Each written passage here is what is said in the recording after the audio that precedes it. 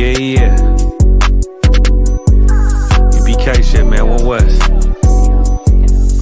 Hey. I'm a U.P.K nigga, I'm stuck in my ways. That's on them, letting cowards fill up they ranks. Goddamn, lost tribes got them following waves. Loyalty a lifestyle, nigga, I'm just saying. Yeah, I'm a saint, no New Orleans, it's going up. Next spot, we at the B&B. I'm turned up, I'll pull up in the SRT. Burning rubber, hey, U.P.K shit. Look, met her at the club, told her pull up to the lobby. She know I'm in the coat, we're all black, no Illuminati. This my other half shit, I can't move without it. These my motherfucking brothers, yeah, what I'm gonna do without them, yeah. If it's beef, I can't wait to sink my teeth in. Niggas going overboard, they off the deep end. Why you tripping off that hoe? That's some weak shit. Told him put me in the game cause I love defense. Yeah, put me in the game, coach. Fuck you thought, he let his colors fly. He ain't cut, we cut him off. Yeah, bounce out, let my fringes swing. Yeah, I'm a dog, and she say she find me interesting. Yeah, want me to call, put me in the game, coach. Fuck you thought, he let his colors fly. He ain't cut, we cut him off. Hey, bounce out, let my fringes swing. Yeah, I'm a dog, and she say she find me interesting. Yeah, want me to call, I ain't gotta settle, I got options, ma. No, I stand on business, my name not Tazar. I'll pop you with this pocket rock. Feed a nigga shells like a taco truck. Hey, this bitch got sound effects, it go pew pew pew. I ain't tripping on no drink, got bottles in a room. I'm in Durham, North Carolina, bitch, it's 12 a.m. Look at them, they ain't none of us and we ain't them. I told him put me in the game, coach. Fuck you thought, he let his colors fly. He ain't cut, we cut him off. Hey, bounce out, let my fringes swing. Yeah, I'm a dog, hey, she say she find me interesting. Yeah, want me to call, put me in the game, coach. Fuck you thought, he let his colors fly. He ain't cut, we cut him off. Hey, bounce out, let my fringes swing. Yeah, I'm a dog, hey, she say she find me interesting. Want me to call, yeah. U.P.K shit, man, you already know what it is. It's the 55th annual Passover, man, turn up. We gon' do this shit the U.P.K way, not the other way. You hear me? Yeah. Man, that's crazy. Hold on, let me make sure I got my shit right.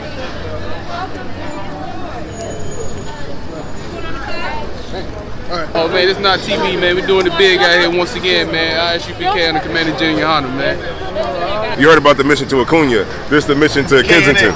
The mission to K&A. we out here in Kensington, Allegheny. You know, it's a notorious spot in the city of Philadelphia. A lot of drug addiction, homelessness, a lot of poverty in the city of Philadelphia. It's famous, you know, across the world at this point. Man, y'all caught me eating some of this amazing food that these sisters done put together, man. Under Commanding General Yahanna, we got some amazing spirits in this school, man. Raised up right, you know what I mean, to come out here to the hood, the gutter, and man, and we gonna do this work wherever we go. You know what I mean? The water to Commanding General Yahanna, putting that work in and raising up brothers and sisters like this, man. You know what I mean? We coming to every major city, man. Every city where One West at, we're gonna try to do these hot food drives. You know what I mean? Like here to support the people that's in need. That's what the school, that's what we all about. When it come down to it, we are here to help the people that are impoverished, destroyed, people at the bottom. Everything we do, that's what we do it for. Everything we say, even though it may seem hateful, even though it may seem crazy and outlandish, everything we do is for the people at the bottom. That's what we don't know how they made my day, man. It's the food, the blessing, man. They put their foot onto that meal, man. That's what's up, man. We appreciate you, man. Hey, this is one of the best meals I ever had down here, man. By far. Hey, man, that's the love, man. That they say that they're trying to get back to the people, man. Let people know people care, man. That's what's up, man. Y'all continue up the hard work, man. For real. It's noticed, man. We appreciate that, bro. We appreciate that, man. People appreciate y'all, man. For real. Giving a lot of people hope. And whereas so a lot of people don't have hope, man. That's what it's about, man. So, you know, it's a beautiful day today. The sisters came out from New Jersey, Delaware, Philadelphia, came out to support the event. That's that good old curry. soup I made. You gotta taste it. It's the sister's choice to do this, man. Their hearts is huge. And people think our sisters is locked up or something, like we got them locked in cages. No, our sisters out here, they giving back just like us. They willing to work for the Most High just like us. Hey, and guess what? We're still protecting them. Come on now. Yes, sir. Tighten up. That's what we do, man. I.S.U.P.K. I'm the Commander General. God, sir. We feed the community, man. Get in line, get with us. This is what we do. All the brothers is here. The sisters is doing an amazing job. We out in Kensington and Allegheny. If you know anything about that, you know we out here. We don't care. We feed Israel. Lit is not the word for it. We are so happy and thankful and grateful for y'all guys allowing us to do this for the I.S.U.P.K. and for our family and friends out here. We up in K&A. They got Gia up in K&A. In the belly of the beast, man. We up here in Kensington doing what we was raised to do, doing what we bred to do, and that's to show brotherhood. You see what I'm saying? And the sisters, it's not about us. It's about the sisters, man. The sisters is doing a great job out here. You know, and this is how the Lord get His glory, right here. They put their foot into it. Ain't nothing but love. Yeah. Food, can't even explain it. Most High Christ. I'm trying to do it for you more often, okay? All for you, Hebrew. Hey, For you, thank you. Hey, anytime, hey, I already know. This right here, wow. Shout out to Knock, man, making history. You know what I mean? He only got like 2 to 3 subscribers, but man, make sure you subscribe to Knock TV, man. Hit that notification bell, like, share, and subscribe to this content, man. We got Nabar real with Nabar, man. Say something to the camera, bro. No, he gonna send it to me. I need that. U.P.K. One west to the death till they bury me. I'm one west till they bury me. I be one west to the death till they bury me. I'm one west till they bury me. I be one west to the death till they bury me. I'm one west till they bury me. I be one west to the death till they bury me. I'm one west till they bury me.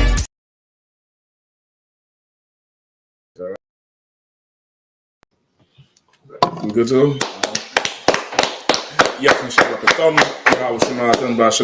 to all the brothers and sisters, the Captain Meshach in DC for the scripture breakdown class. Any questions you all have, just raise your hand. If you're in the room, just raise your hand. If you're online, just type the questions in. We're going to get to any question that you have. Any question at all, it doesn't matter. We'll give you the answer as best as we can from the Bible and what the Lord said. You know, the answer to those questions are anything you're wondering about, anything you're unsure about. We good to go? Carson. You're sure? So everybody put their phones on vibrate or mute, all right? Don't turn them off, but at least vibrate. So, you know what I mean? You can still get your notifications, but it ain't hard to disrupt the class. Take a look, see what's going on there. All right, so tonight, we definitely want to get into Kamala Harris, right? Because this week, everybody up in a stink over what Janet Jackson said. You all heard what Janet Jackson said? Break it down. You didn't hear? Sis didn't hear about it. Somebody break it down for her. I ain't about to. No sweat. Bukwash passing back for Bukwash. So Janet Jackson has said something about Kamala Harris. Her father is like she's not black, essentially. Right. Yeah, she said she's not black, right? You all know, everybody know who Kamala Harris is. What she's being pushed as is what? Black, but go ahead, sis. Well, okay, that's what they're saying she is. I'm saying what she's being pushed as is they're pushing her to be the next president of America, which is the president of the world. That's what the president of America is because of America's power. America is really the top of the world. Every decision for any government in the world gets made right down there on 16th Street. It doesn't matter whether it's Israel, whether it's Palestine, whether it's South Africa, whether it's Kenya, whether it's Russia. Any world decision gets made in the capital, in the U.S. capital. The DC is the most powerful country in the face of the earth, powerful city, in the face of the earth. America is, again, the most powerful country. So Kamala Harris or Trump becoming the president of America is really you, the president of the world. You run the world now. So it's a tremendous amount of power.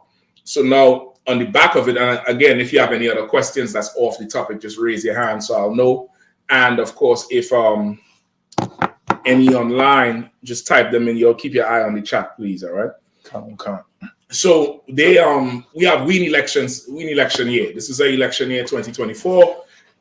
We're looking at what? November to go into the polls to choose between originally two white men, right? Biden and Trump. Originally. Now, America over the past, I would say 20, maybe 25 years has been going through, what's the best way to describe it? It's a challenge of white supremacy, right? White supremacy is a very white male oriented and dominated system. It doesn't include anybody else, any other race or any other gender. Right? White supremacy is primarily white male power, right? That's primarily what it is. And of course, after that, because white men, majority would go with white women get a benefit from the power. And then whichever other heathen nation they choose up under them to serve under them. That's how the power structure would run. Over the last 25 years or so in America, probably even longer, you could probably take it back to the 50s and the 60s with the civil rights movement. America has been going through a challenge to their white supremacy or their natural, what they think is their natural born given right to rule from a white male perspective, right? That's what's been happening.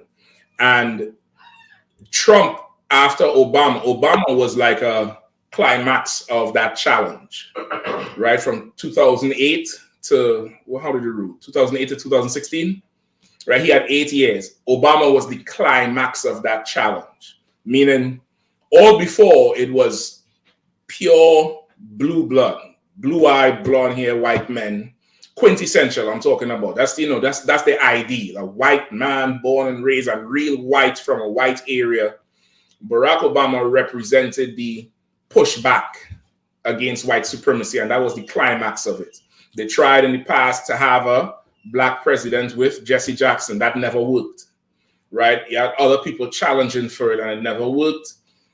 Barack Obama was, quote unquote, that black president that everybody wanted to have, and they wanted to have a black president primarily to challenge white supremacy. That's what everybody who voted that's what everyone's mind was at, right?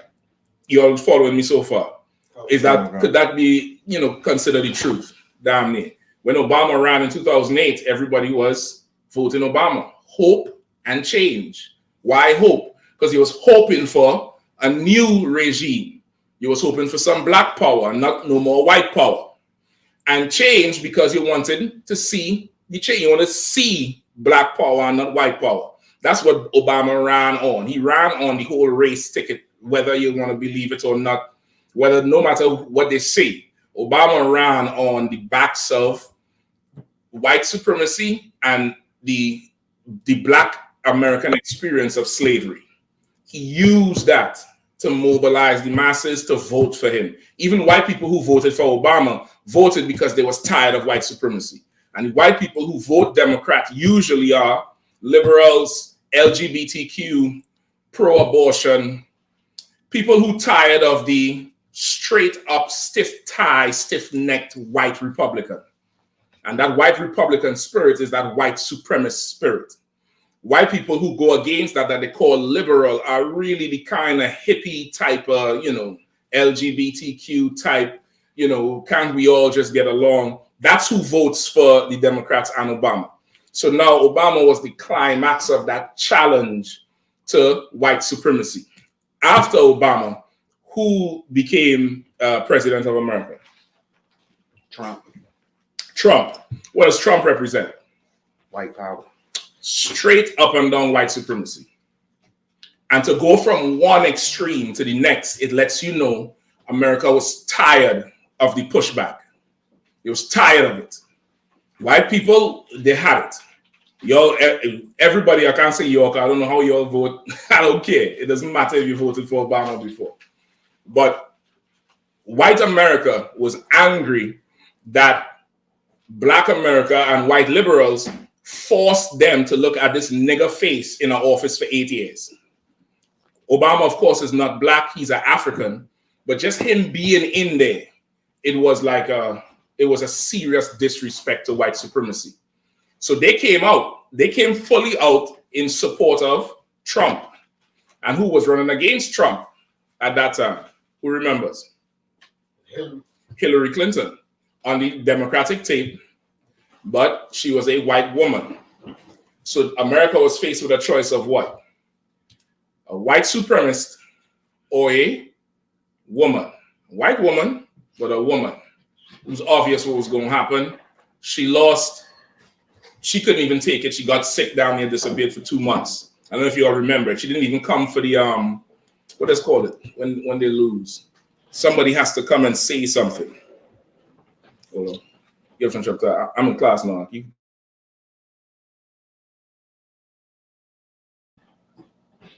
What is they call it when the other candidate loses? Go ahead.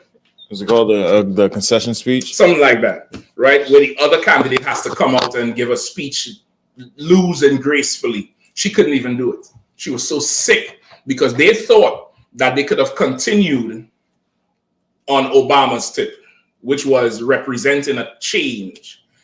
What you have to realize is this country was built on good old slavery and white supremacy.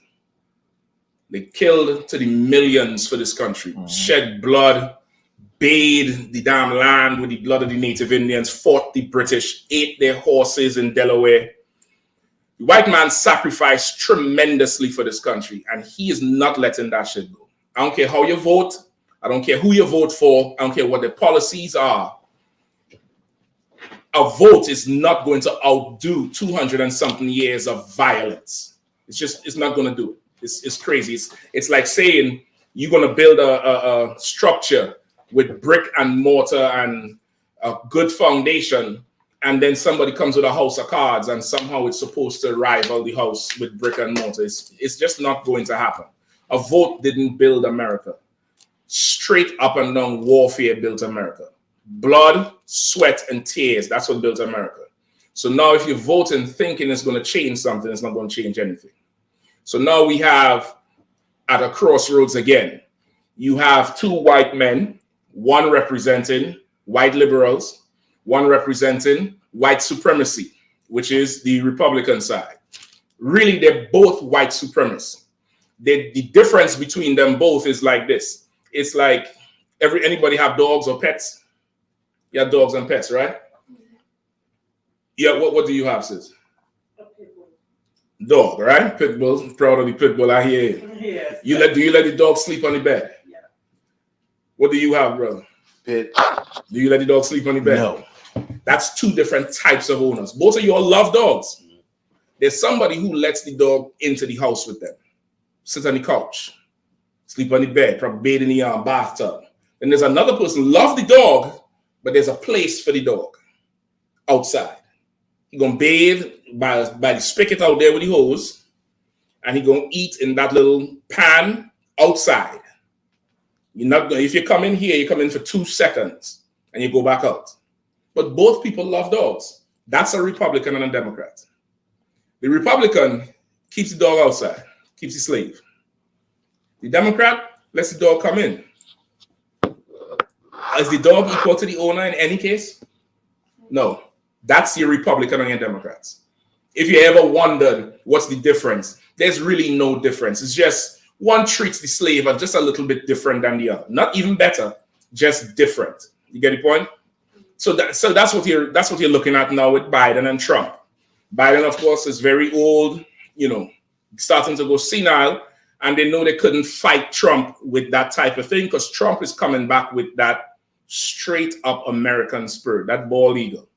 You get the point? He coming back with that white supremacist, couldn't stand up to Biden. So the next best thing is to put a vagina on Obama and let him run again. And that's Kamala Harris. That's your whole Kamala Harris campaign right there. She's supposed to be black. She has brown skin. And visually, the optics of it, it makes it look like this is one of our people. I think she went to Howard, right or wrong? Okay. She went to Howard, black HBCU, right? HBCU, so she's one of us. She talk about collard greens and pepper. Go ahead. And she's in one of them black sororities. She's in one of them black sororities, one of them ski-wee, cool, whatever shit they like to say. Right? She's one of them things. And she's a black woman who was a prosecutor, state prosecutor, state's attorney, right? So she wielded a ton of power, which would appeal very heavily, especially to women and especially to black women. Now, if you know anything about the history of America, most difficult things they want to get passed, or when I say pass, like push through Congress, push through the public, get the public to accept it, they get black people to be the pioneers, to be the driving force. They get black people to talk about it. That's how they got Obama in office. That's how the feminist movement was able to get women's liberation to be a huge success. They incorporated black women because black people, black and Hispanic people, we are able to command a certain amount of sympathy from everybody. Everybody listens when somebody black gets up and speak, which is why they always try to incorporate that black face, that black aspect in anything they're doing. That's why Trump had who as his every speech Trump did when he was doing that 2016 campaign. Who was right by his side? Who knows? Trying to remember. Shapat, you got the mic? Nope. Go ahead. Y'all don't remember? Y'all don't remember Omarosa? Y'all don't remember her. Y'all do not remember Omarosa. Pull up a picture of Omarosa, bro. If you have your phones, Google Omarosa. He had Omarosa right by his side as black credibility. Right? You're supposed to remember Omarosa. Later on, of course, she fell out with him because he didn't need her no more. All right? But they always use that black face to get whatever it is they need. That's what Kamala Harris is. Right? So Janet Jackson said recently, she's just realizing Kamala Harris is not black. Omarosa, you remember that? You see it now? Omarosa, I think she's former Howard. She's, she have a little prestige. She rolled with Trump through everything and would campaign and talk for Trump a whole lot. Try to dispel black people's suspicion of him. And once he got in, there was no more room for her. There was nothing really that, she needed to do any further.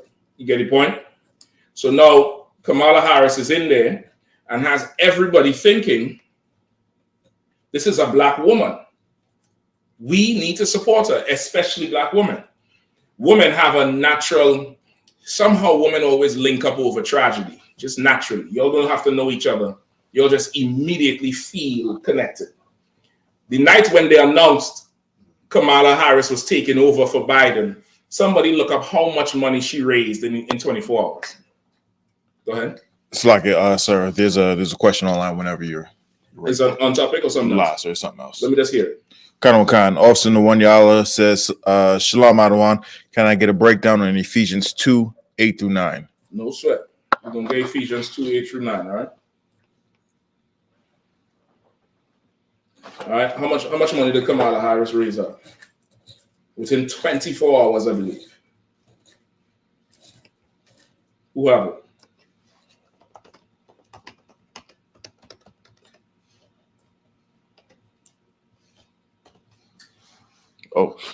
Oh, shit! You're shocked. You couldn't believe it, right? Concept. Come on. Well, I have a few numbers, but I'm coming to you.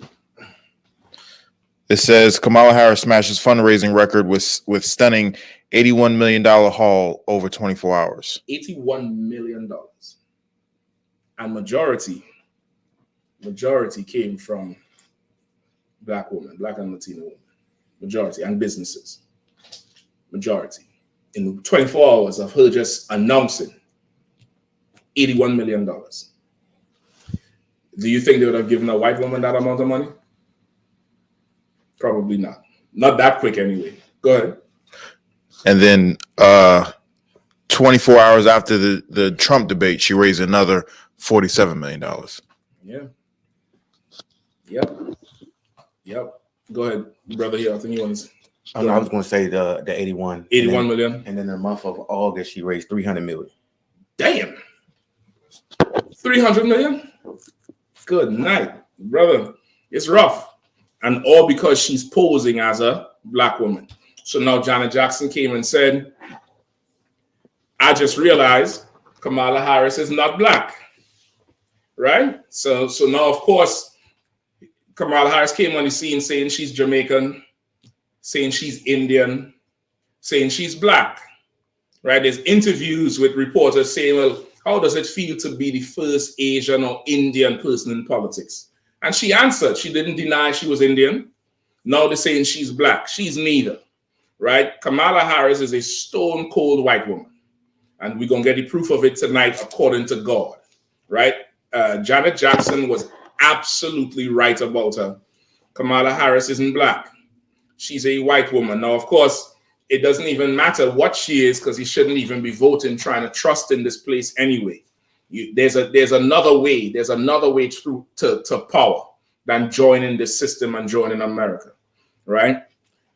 Let's get numbers 1 and 1 first.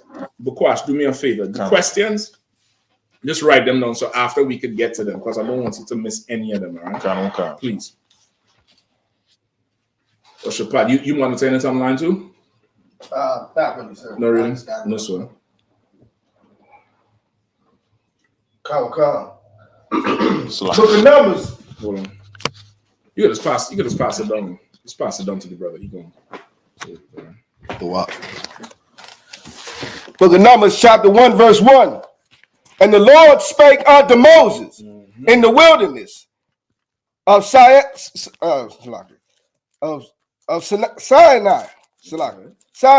in the tabernacle of the congregation on the first day of the second month, in the second year after they were come out of the land of Egypt, saying. Hold on. You need some help finding it? No, don't sweat. Don't sweat. You was looking at me a little bit lost. I was just listening. Okay, it's fine. It's in. If you wanted to follow along, it's in the book of Numbers, chapter 1. If you're not sure where it is, just go to the contents, the table of contents. You could find the book of Numbers. Does the brother up here need a Bible? You need one, brother? Oh no. No, so it's up to y'all. However y'all want to do. Whatever questions y'all have, let me know. All right. Go ahead, priest. So verse 2. You can start it over from the top, all right? The book of Numbers, chapter 1, verse 1. Go ahead. And the Lord spake unto Moses in the wilderness of Sinai, saying, in the tabernacle of the congregation on the first day of the second month, in the second year after they were come out of the land of Egypt, saying. So this is the second month of the second year, right? After they came out of Egypt, right? Coming out of Egypt is known to the Israelites as what? The Passover. Okay. The Lord said that first month coming out of Egypt would be the beginning of months for you. That's in the book of Exodus. He said, let this be the beginning of months. Passover is in around the springtime. Spring biblically is the new year. The new year is not January 1st. It's not in the dead of winter. Everything is dead. Right. New year is springtime and everything is brand new. The Lord said that's going to be the beginning of months. So 2 years after that, in the second month, Moses came and made this announcement to the children of Israel. Go ahead. Verse 2.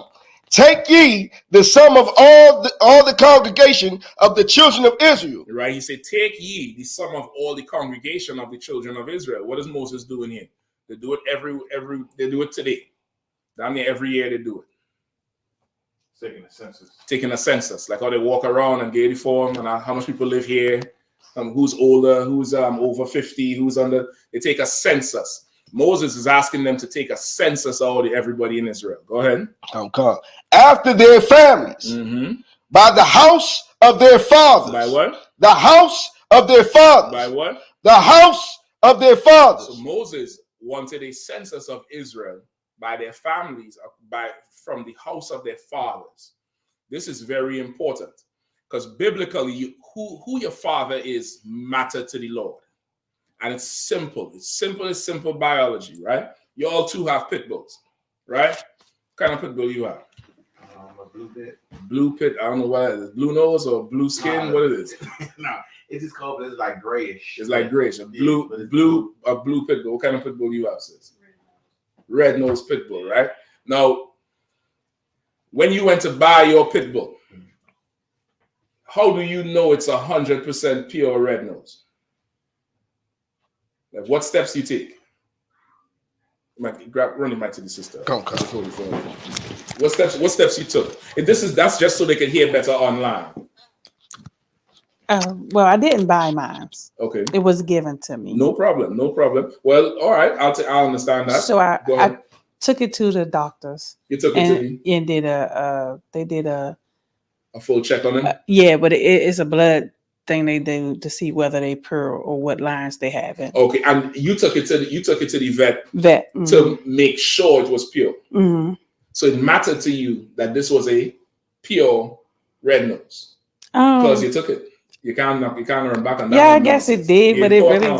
Yeah, I mean, you can't walk back on it was something I was just curious about. No, it mattered to you. It mattered. Okay, it mattered. So that's definitely what I want. Let me hear from the brother here. All right. So the papers from the father. Your own was a blue nose, right? Yeah, a blue. So yeah. what did you do to go about establishing this was a blue pit bull? I got the paperwork from the person that gave it to me of the father of the dog that I have. You had to get the paperwork of the father of that dog. Right. Why does it matter the father of the dog? And why does it matter if it's 100% red nose? Because you want a purebred. Why?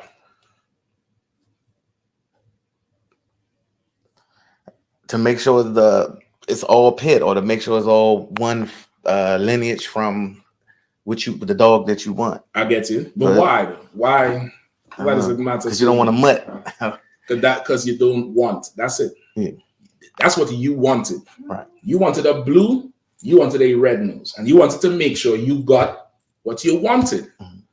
The Lord wants Israel, and just like you went to make sure this blue pit bull father was blue, the Lord wants your father to be Israel. You get the point? That's the only way he accepts you. The Christian church done lie to you and told you if you could believe, and you could believe you Chinese all you want.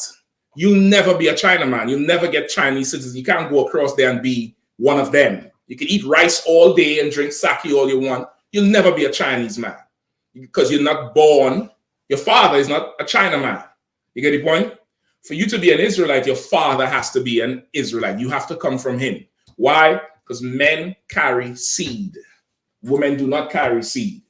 You understand? Women carry egg. Egg is like the land you would plant seed into. Like a farmer goes and digs the ground, gets it ready, and puts the seed in there, covers it up, and begins to nurture around and make sure nothing get down in there and fertilize it and let that thing to grow. It's the same process with a man and a woman. It goes into a woman, plants the seed, it stays there for a time. After 9 months, she brings back his child to him. The children come from you. They're alive. The seed is alive. The egg isn't, which is why every month a sister has a menstrual cycle and she gets rid of that thing that's not alive. It's like a house. Imagine you're building a house for somebody every month. That's what goes on in a woman's body. It's a house you're building every month to house this what? Seed. At the end of the month, no seed. Get rid of the house. Let's start again. Start build. That's what's going on with her every month from the time she's about 12, 13 till, I don't know, just somewhere around 50. And that's every month. That's what happens. Because she's preparing to receive the seed that comes from the father. That child is whatever the father is. You are your father's child. Your mother contributes to other things, other genetic things, and some of the physical attributes you may have. But your mother does not dictate your nationality. Your mother does not dictate your race. That comes from your father. You get the point? That seed that comes out, that comes from the man. And that's how we know who is who. All right, let me get Keep reading from verse 3. Whoever was reading. Carl, sir. You just pass it over to him, so to one. Unless either one of you all wanted to read. Go ahead, brother. You had a question? Yes. Please go ahead. Oh, sorry. Press down on it. No, you ain't got to press. Just hold it and just speak. Have a couple actually. Come on with it. Okay. I've been in the know for a long time, but I never got in depth enough. So that's why I'm here. No sweat. I'm glad. Now, should probably give me a little bit on this here. Go ahead. No, go ahead. My two questions. First question that I have is, I 100% agree with what you're saying. Okay. I've known for a long time that's the case, but not enough study into it, which is why I'm here. No sweat. Take your time. Come on with it. With that being said, with so much swirling going on and the interracial agenda being pushed very hard on, I guess I would say on Black people, or the Negroes here in America, it becomes confusing because I would be asking, Hicks a lot of questions about it too. But my first question would be, if that's the case, because there's different teaching philosophies. I was told that in order to be an Israelite, that the father is in the mother opposed to be of the one of the 12 tribes. Right. Preferably the same tribe. I know we're Judah, scattered to the four corners of the earth. That definitely is us. With that being said, if you're with a white woman or non-Black, it doesn't have to be white, just non-Black. The father, he's an Israelite. Okay. But the mother isn't. But because the father is Israel, is that mixing? Because I know the Most High doesn't want us. From what I'm taught, they don't want us laying. They don't really want us laying with someone that's not of Israel, right? Especially, the whites, Edomites. So that being said, since the interracial agenda is so heavily pushed, and there's a lot of mixed kids who will even get pushback, right? Because the time's going to come where the covenant is. I think things are moving in place right now, personally, right? From what I'm seeing, I got you. So the covenant is coming to us. There's going to be people wanting to. They know people know they didn't want to get ours. Because I really truly believe that the powers that be, the powers of white supremacy, know exactly who we are. They've always known, which is one of the reasons why they do what they do to us. That's right. My initial question again would be, if you're with someone who's non-Black, are they Israel? Even though the father is the child Israel. Yeah, the child Israel. The child is Israel. Once again, the seed is Israel. Get the point? Okay. Now, to your question, to give you more context, the Lord does not want us having sex with these heathens. Right. Right? And conversely, for a sister, if a sister has a heathen husband, that child is not an Israelite, because the seed comes from a heathen man. You are an Israelite, the child isn't. You understand? You with me? So in that case, you could serve the Lord. You could come to Passover, the child and the father can't.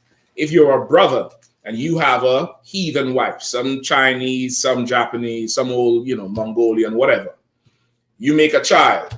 That child is an Israelite. That child is your seed. You and the child could come to Passover, the children. The mother can't. Now, ideally, the Lord does not want us marrying these heathens for that same reason. He doesn't want a sister marrying a heathen because she can't continue Israel. She could continue another man's seed. You get the point?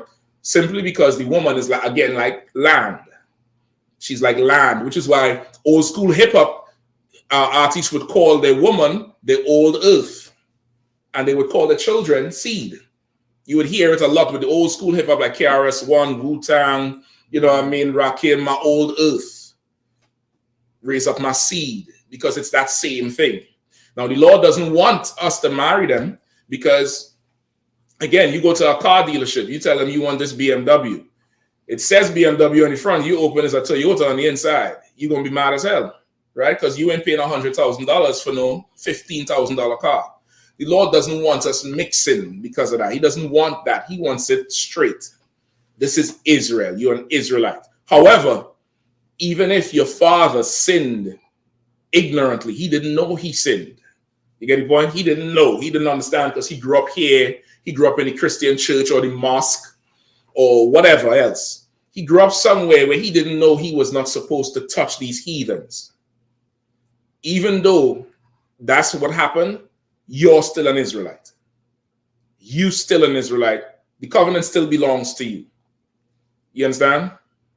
You following? Yeah. So you're still an Israelite. So whatever it is, people are going to come and we'll know. In here, we always ask, who's your father? You tell brothers, ask that woman who's her father. Go meet her father. Even if she don't talk to the father, you go meet her. You go check the whole thing out. You understand? So whatever the seed is, that seed is still an Israelite, regardless of what it looks like. Right? There's a basketball, I always use this as an example. There's a basketball player called Blake Griffin. Anybody knows him? Mm-hmm. Blake Griffin looks like a white boy. His son looks like a pure white boy, like Justin Bieber. Blake Griffin's father looked like any one of y'all here. His Blake Griffin's father married a white woman, made Blake Griffin. Blake Griffin married a white woman, made that boy, and that boy looked white as snow. That boy's an Israelite. Bob Marley is a devil because his father is a white man. His mother is black.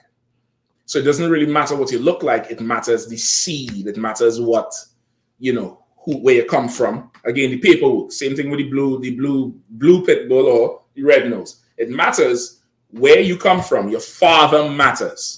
But America teaches, and America gets this teaching from Rome and Egypt, that a father does not matter. A father never matters. It's all about mommy. Even in today's so-called, what's that thing? The 23andMe and the Ancestry.com, they trace you back on supposedly on your mother's side. They give you your maternal lineage. They don't never give you your paternal lineage. They always go on your mother. Even the presidents, they say they go on the mother. They don't never talk about Barack Obama's father. You remember that? They always show him with that white woman in Hawaii. Always. They never show him in a hut with some old ugly African in Kenya. Never. They never ever do that because they discount the father. When the father is what the Lord said matters. And this is not a disrespect to women, but when it comes to who is his, just like that pit bull matter to you, he matters, you matter to him, and he needs to see who the hell your father is. You get the point? He needs to see who your father is. In Israel, when you come before the priest, they would draw a sword and ask you to state your pedigree. And if you come in that temple and you a heathen, you getting put to death on the spot because you ain't supposed to be in here. That's in the Bible. You have to state your pedigree. You have to say who your father is. You come up to them to that temple and you come up to the priest. They all draw the sword, state your pedigree, and you have to run it down. And if you cannot run it down, brother, it's going to be a problem for you. You understand? Like your father really matters in Israel. According to God, who your father is matters. But this kingdom teaches you that your father doesn't matter. What's the number one tool they use to teach that fathers don't matter? Same brother. What's the number one tool that this kingdom or this empire uses to teach you or teach us that your father doesn't matter?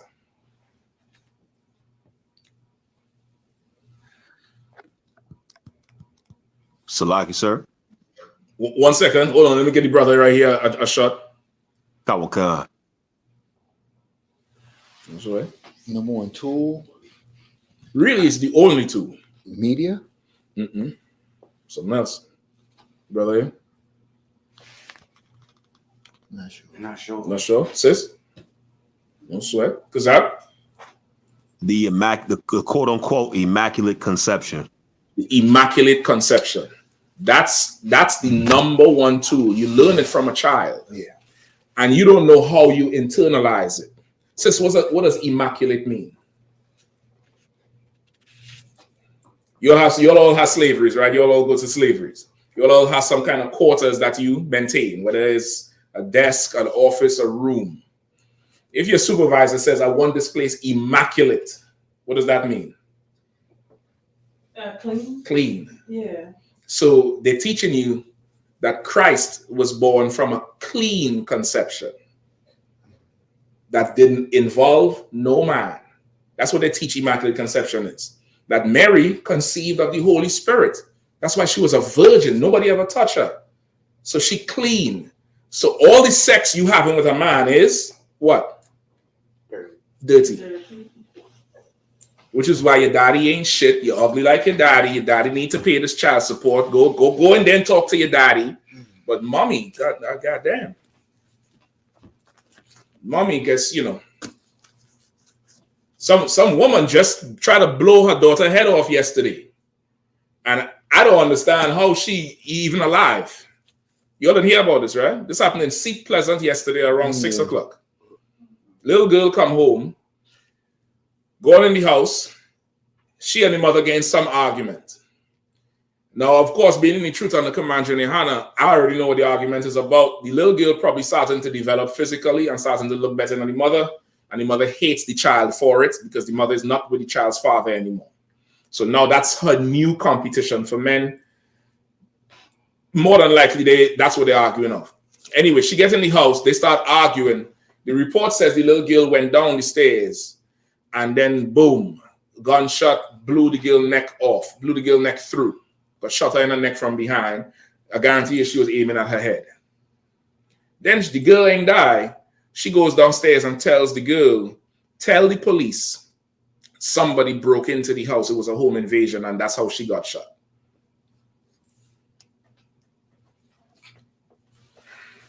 If that was a man, he would be in jail with a black eye, and they would be vilifying him on the news. You would hear about when he shoplifted when he was 5 years old, and he had a long rap sheet, and this and that, and blah, blah, blah, blah, blah. And you ain't really hearing too much about what's going on with the mother. You all didn't even hear about the damn story. You all didn't even hear about it. And let me tell you how much power this kingdom gives women. This is not your fault. I'm just saying this so you can recognize the game. This broad is so confident.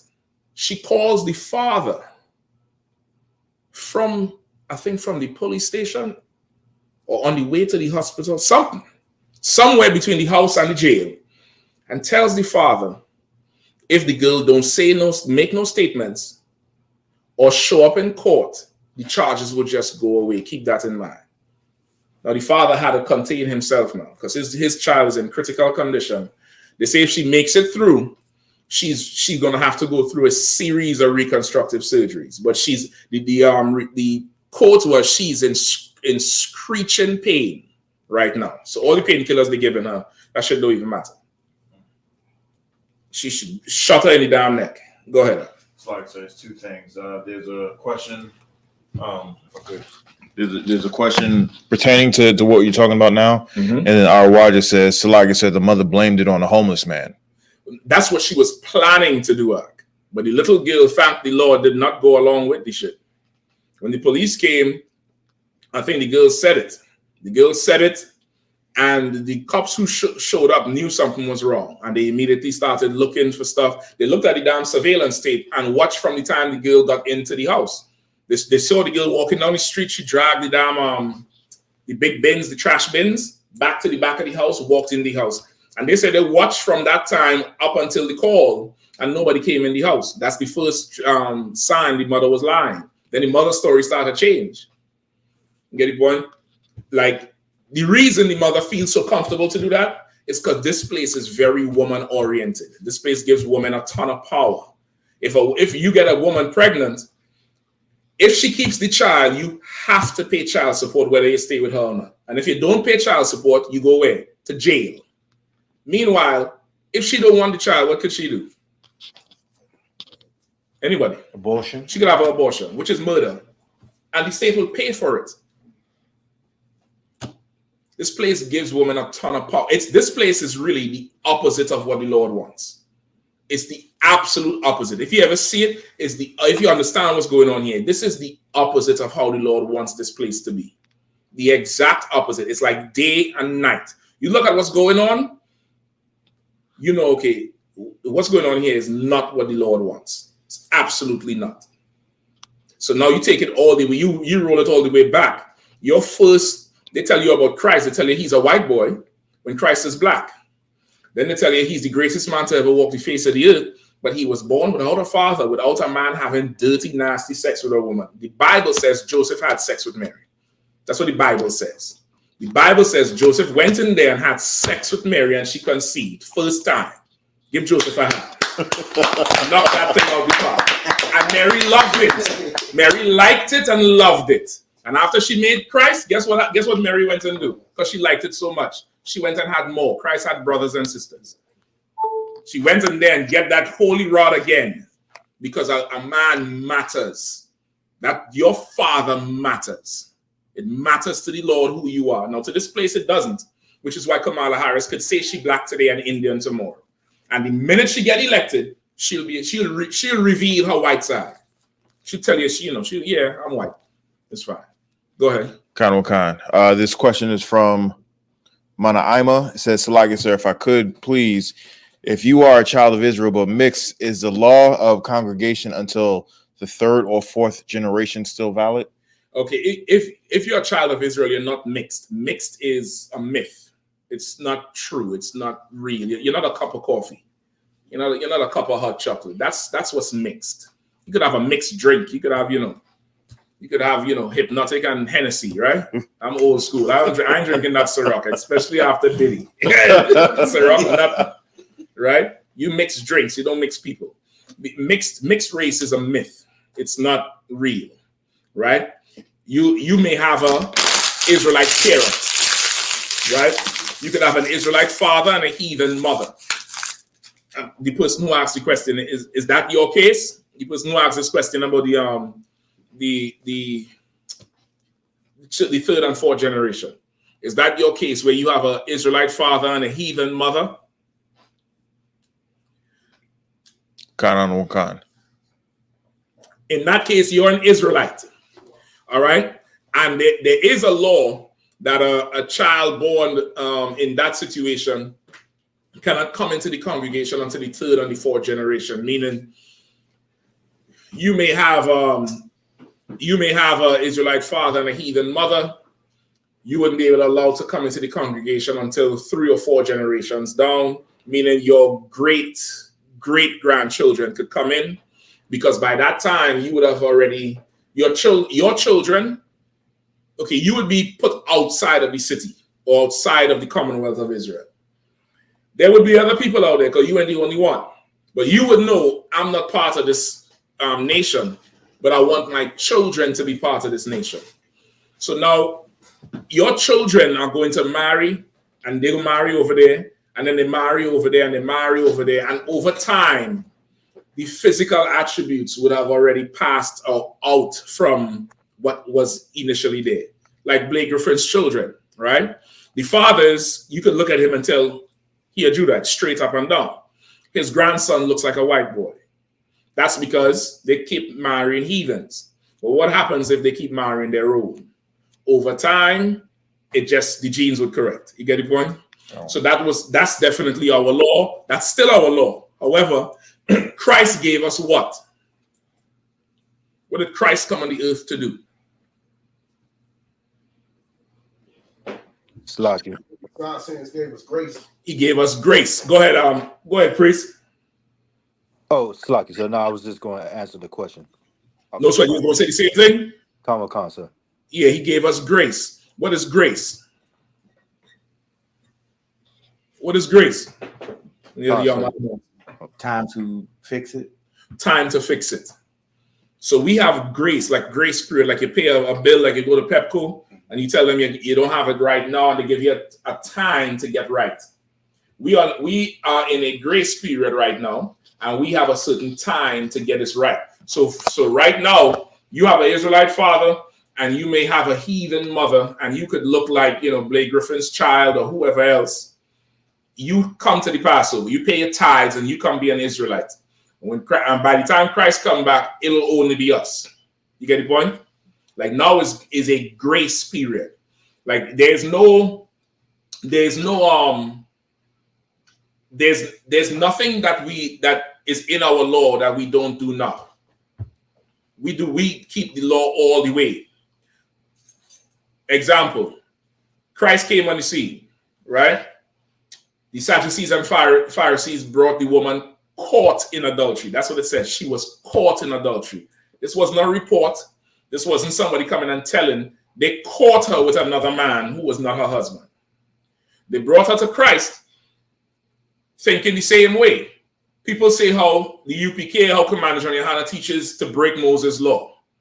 They wanted to trip Christ up the same way. Because if you speak against Moses' law, according to the law, that's a death penalty offense. You're going to die.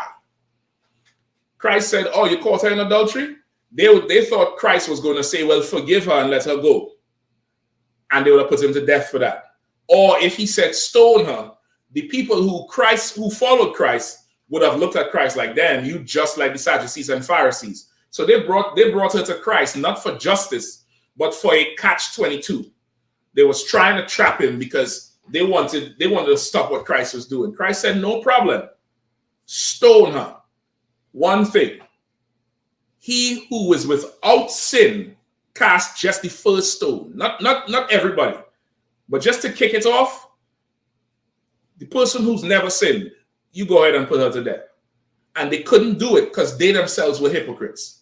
They themselves were adulterers. They themselves were thieves. They themselves were murderers. And they got cut and they walked away. And Christ, being a righteous judge, look in the courtroom and be like, woman, what are you doing here? Where are your accusers? That's when you go in a courtroom. That's when you have an accuser. You will say, well, listen, since you don't have no accusers, I can't accuse you. So you are free to go. Just go and sin no more. Don't do it again. Just like a judge would say what? When a judge cuts you a break, most people go to court, right? Everybody had to go to court, face a judge. You get a break from a judge at one point in time. What does the judge say? Just as you leave in the courtroom. I want to see you again. I don't want to see you in my court again. Now, you might, if you're simple, you might think, why the hell is that damn judge so mean? No, you're supposed to say, no problem, judge, thank you. Like this, that's love. That there's straight up love. I don't want to see you in my court again. Meaning, stop doing your bullshit. Come on now. Let me get the mic, please. Yeah, but since what's going on now? Salaki, sir. And I always found it kind of disturbing that the lawyer, being as he gets paid off, he would always say, stay out of trouble. Yeah. Yeah, you stay out of trouble. I mean, that's if it's a good lawyer. Shit, who was like me? If I was anywhere, I was a lawyer. I tell you where to go get it. I'm trying to generate my own money. Go ahead. So there's a question from on the same topic. Go ahead. From Naimia says, Salaki, sir, I'm making sure I understand you. If a brother in the school and his young child is from an Edomite, the son should not come into the school or pass over until a few generations? No, that's not what I said. That is our law. But because of Christ, Christ gave us grace, which is a period to get right, a period of time. So that child is allowed to come in here and experience the third and the fourth generation in here. They'll get right in here. Just like if in the past you were a whore, you had a ton of men in the past, or you may have just had multiple husbands, whatever it is, you should not be coming in here. You should get stoned at the door. You get to come in here and get yourself right because of grace. You might have been a brother who done, sold women as prostitutes, or bought prostitutes, or was a drug addict, or a drug dealer, or gave women money to go get abortions, or did the abortions yourself. Who the hell knows? You have a certain amount of time to get right, and you do that in here. You come in here, you come to the Passover. That child comes here. That child comes in here. It doesn't matter what they look like. It matters what the father is. They come here and they get right. And of course, let me give you another thing. It would be very evil to make that child pay for something they did not do that was a sin of the father. It would be very evil. The Bible does say the children pay for the sin of the fathers, but that's the Lord's judgment. Who the hell are you to make that child pay? If it's an Israelite, who are you? 4 years ago, you were sucking on a weed stick that you was passing around with your homie. 4 years ago, you and your homie was, running train on some old dumb broad. And you now want to play high and mighty and say this child can't come in here because of the third and fourth generation? You might go somewhere with that shit. Not saying that to you. I understand your question, but I'm just breaking it down for you. I'm explaining our law, and I'm explaining that within our law, Christ gave us a period of time to get right because we were taught wrong for so long. We were taught Salaki, the wrong thing. Go ahead, priest. Come on with it. It's like I said, what you saying is so heavy, sir. Usually, and I'm not saying the sister that asked the question is saying this, but from fake Israelites and Christians that try to say, Israelites with heathen mothers can't come into the congregation to the third and fourth generation. They always skip over the fact where it says if you missed one Passover, if you missed one Passover, you can't come into the congregation. That's right. That's right. That's the absolute truth. That's in our law. If you miss a Passover ever in your life, you're done. That's in our law. That's in our law. And none of us was born in truth. Right? None of us was born in the truth. So by law, what the hell are we doing? Why are we even doing this shit? Right. You get the point? So I hope the sister, sis, I hope you understand what I'm saying. I was explaining our law, but that is our law. However, Christ gave us grace. That's our law, just like putting an adulterer to death is a law. Christ gave us grace. He gave us a certain period of time to get this shit right. Everybody cool? She understand? She says, kind on count the water, sir. No sweat, sis. So now, let's take it back. So now who your father is absolutely matters. Go ahead. You're going to say something else? Yeah, it'll be my last one. Go ahead, please. No, you don't have to be your last one. Any question you have, say it. Okay, so my question would be, thank you for clarification. I just need clarification on one other thing. Now, the way I was taught in terms of the Israelite indoctrinations, I was taught, and this is something that's been ongoing. It's a problem for me because my personal feeling on the matter is I think the Negroes that are here in America, I do feel like we're at war. We're in a war for a long time. It's being done in our face, and it's causing a lot of confusion. And one of the things that I had asked Hicks was this: what we have going on right now, in my opinion, is the in-house confusion, because you have a certain segment of the population, whether it be 5%ers or Muslims, and now if you look all on social media, it's like they're in tune with Mother Earth. They don't never mention the Most High. Mm-hmm. They're indigenous to this land. Mm-hmm. And this is who we are. Never again once mentioning the Most High. Right. So it's like they call themselves gods. Mm-hmm. 5%ers definitely do that. Right. That's creating a lot of confusion. Even for me to some degree, that's why I need to come here. Because I want to ask someone who in the know, who can give me better clarification. So now I'm like, okay, I know this is BS, or at least I have a better understanding of why they're saying what they're saying, but at least I know who I am. Mm-hmm. So basically, any American Negro, mm-hmm.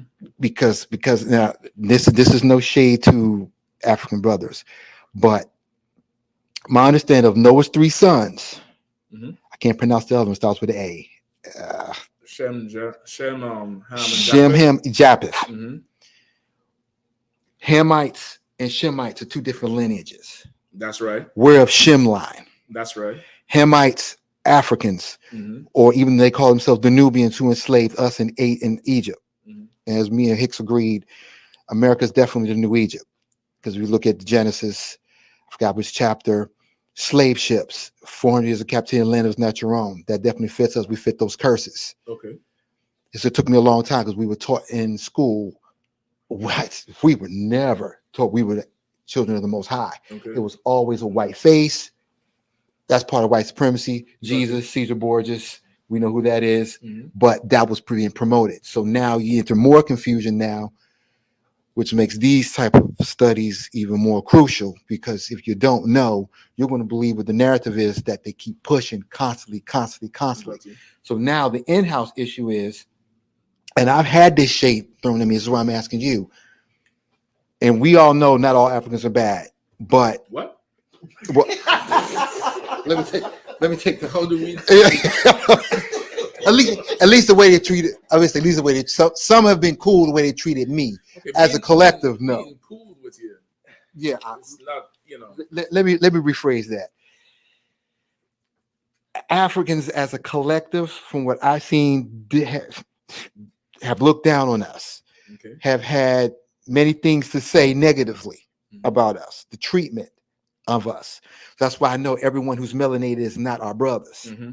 There's different lineages, and I was talking to Hicks about it. I said, now this is where the confusion comes in, because the 5%ers are saying, hey, we're all one, we're the original gods, we're the original man. Okay, I'm not arguing that part. I get it. Come on, y'all speed me along with this question. Okay, so my question would be, what are the differences between them, the 5%ers, who say, are they not Israel and they are in denial because we came on ships here? They're saying, no, we was already here. I'm like, no, this is two different lineages here that seem to be at war. So it's causing the confusion. So am I asking you, who are those people who call themselves 5% of gods? Are they not Israelites in denial? Okay, I can't say who they are because I don't know all of them. Just like Christians, I don't know all Christians. There's some Christians who are Israelites by blood, and there are other Christians who are Chinese and African and Ethiopian. You get the point? 5% is a religion, just like any religion. It's whatever you believe on that day. That's the religion. The religion changes, right? And they say, what's today's mathematics, right? So yesterday's mathematics don't apply to today, right? When the Bible said don't eat pork no day, it doesn't matter the day. It's the same thing. That shit is just religion. So I wouldn't get caught up in, are they Israelites in denial and this and that. You make sure you straight. You get the point? You make sure you right. You make sure you understand what the Lord is saying. You make sure and try the spirits. You ask them the questions. Now, were there people already here that are indigenous to the land that were here first? Hell yes. They're the tribe of Reuben and the tribe of Gad, what people would call the native Indians or the first people, the native people, right? They were here before. They are also Israelites. And guess what? They also came on ships. That's recorded in the Bible. They left the Assyrian captivity and traveled 6 months to a land nobody ever knew. And it's called Ar-Sareth. That was an old biblical name for this land here, Ar-Sareth. Then the rest of us came on slave ships to the Americas, to the Caribbean, to South America. You get the point? Ships was involved both ways. Now, as far as they concerned, 5% of Moorish American, Nuwapian, Egyptologists, who cares? Who cares? What does the 5% say about abortion? What's their law on abortion? What's the 5% law on homosexuality? I'm talking about law. I'm not talking about some one person's ideology. They don't have laws. They don't have straight up codes, which is why they all murder each other and in jail and sell drugs and hoe each other out. They're just like Christians. You get the point? Yeah. Like I need something that's concrete that I can see. Don't do this, don't do that. If I do this, this will happen. If I don't do this, this will happen. And who could identify everybody else? You understand what I'm saying?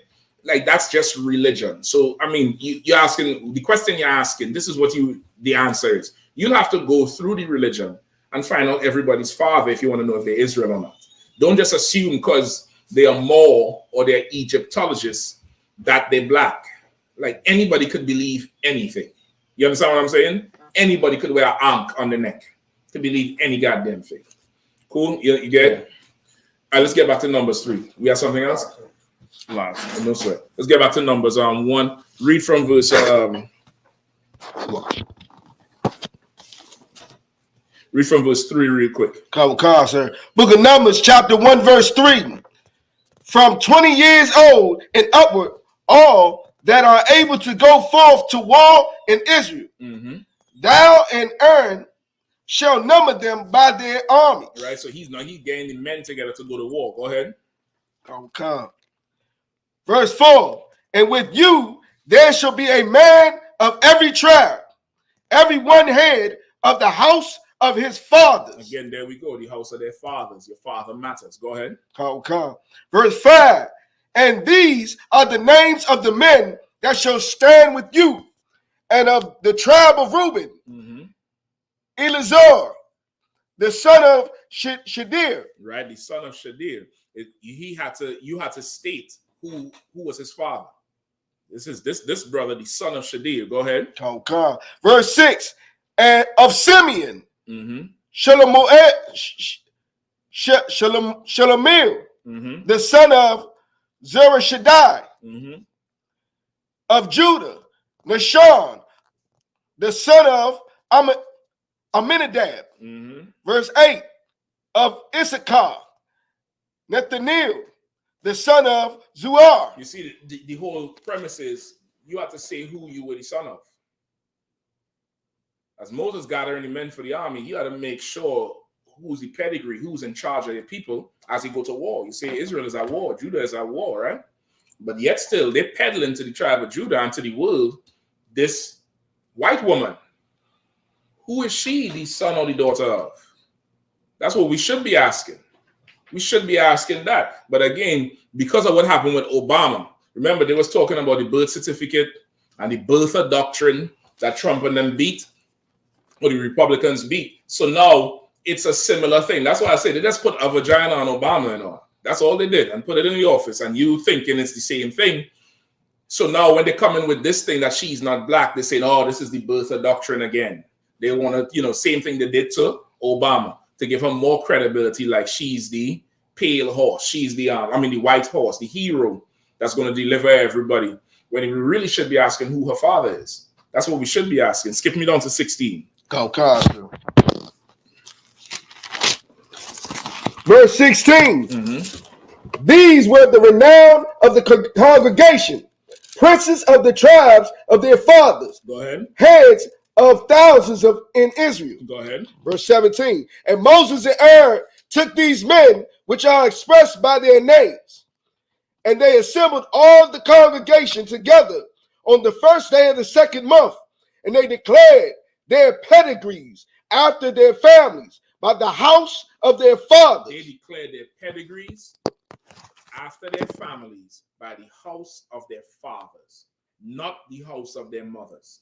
You get the point? Again, this is not a disrespect to any sisters whose mothers, you're like extremely important. But when it comes down to the pedigree, who your father is matters. That absolutely matters. That's what the Lord looks at. Who you come from. You get the point? Give me Numbers 2, 1 and 2. Come. Mm-hmm. Book of Numbers, chapter 2, verse 1. And the Lord spake unto Moses and unto Aaron, saying, every man of the children of Israel shall pitch by his own standard. Mm-hmm. He shall pitch by his own standard, meaning pitch his tent by his own standard. Standard is what? That thing that represents your house or your tribe or your nation. You get the point? Go ahead. Come. That is like a seal or a coat of arms or a banner. Go ahead. Come. With the ensign of their father's house. With the what? The ensign of their father's house. There it goes again.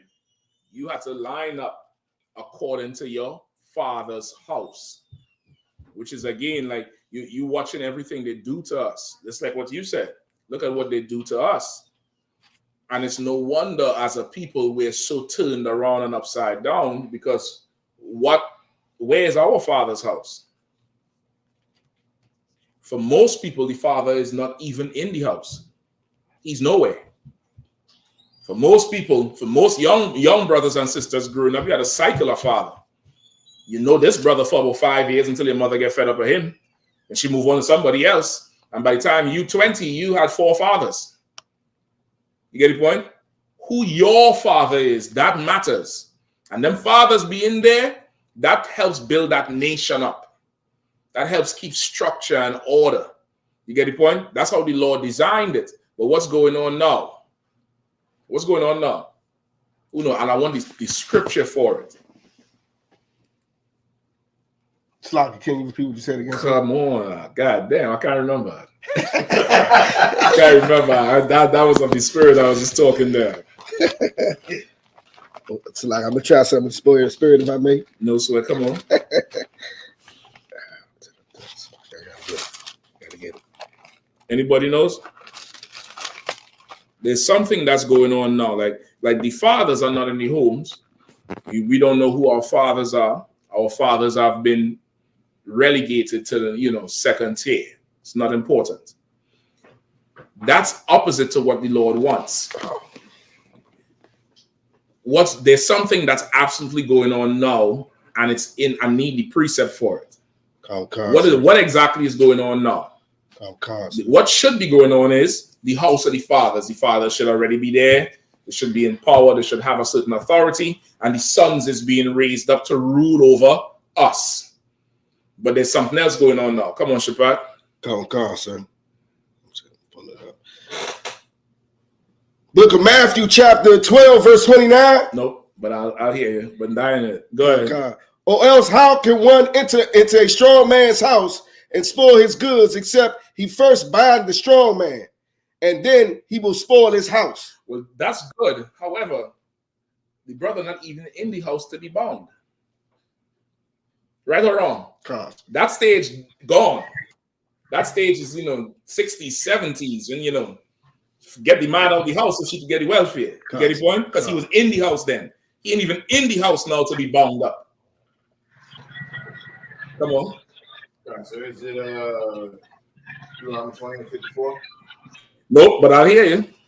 Is Deuteronomy 20 and 54. So that the man that is tender among you and very delicate, his eye shall be evil toward his brother, and toward the wife of his bosom, and toward the remnant of his children, which he shall leave. That's exactly what's going on now. That's not what I'm talking about, but that's a symptom of the thing I'm talking about. Because of that thing I'm talking about that's going on now, that's what's happening. That there's biblical prophecy of black and black crime, of brothers hating brothers. You get the point? Like we hate each other with a ferocity that we do not share for the nations. Like you said something innocently just now. You said, well, we know not all Africans are bad. That's a very powerful statement to make on behalf of the Hamites. Because according to the Hamites, niggas ain't shit and niggas lazy. And they'll tell their children that. They wouldn't say, well, not all of them. They wouldn't say that.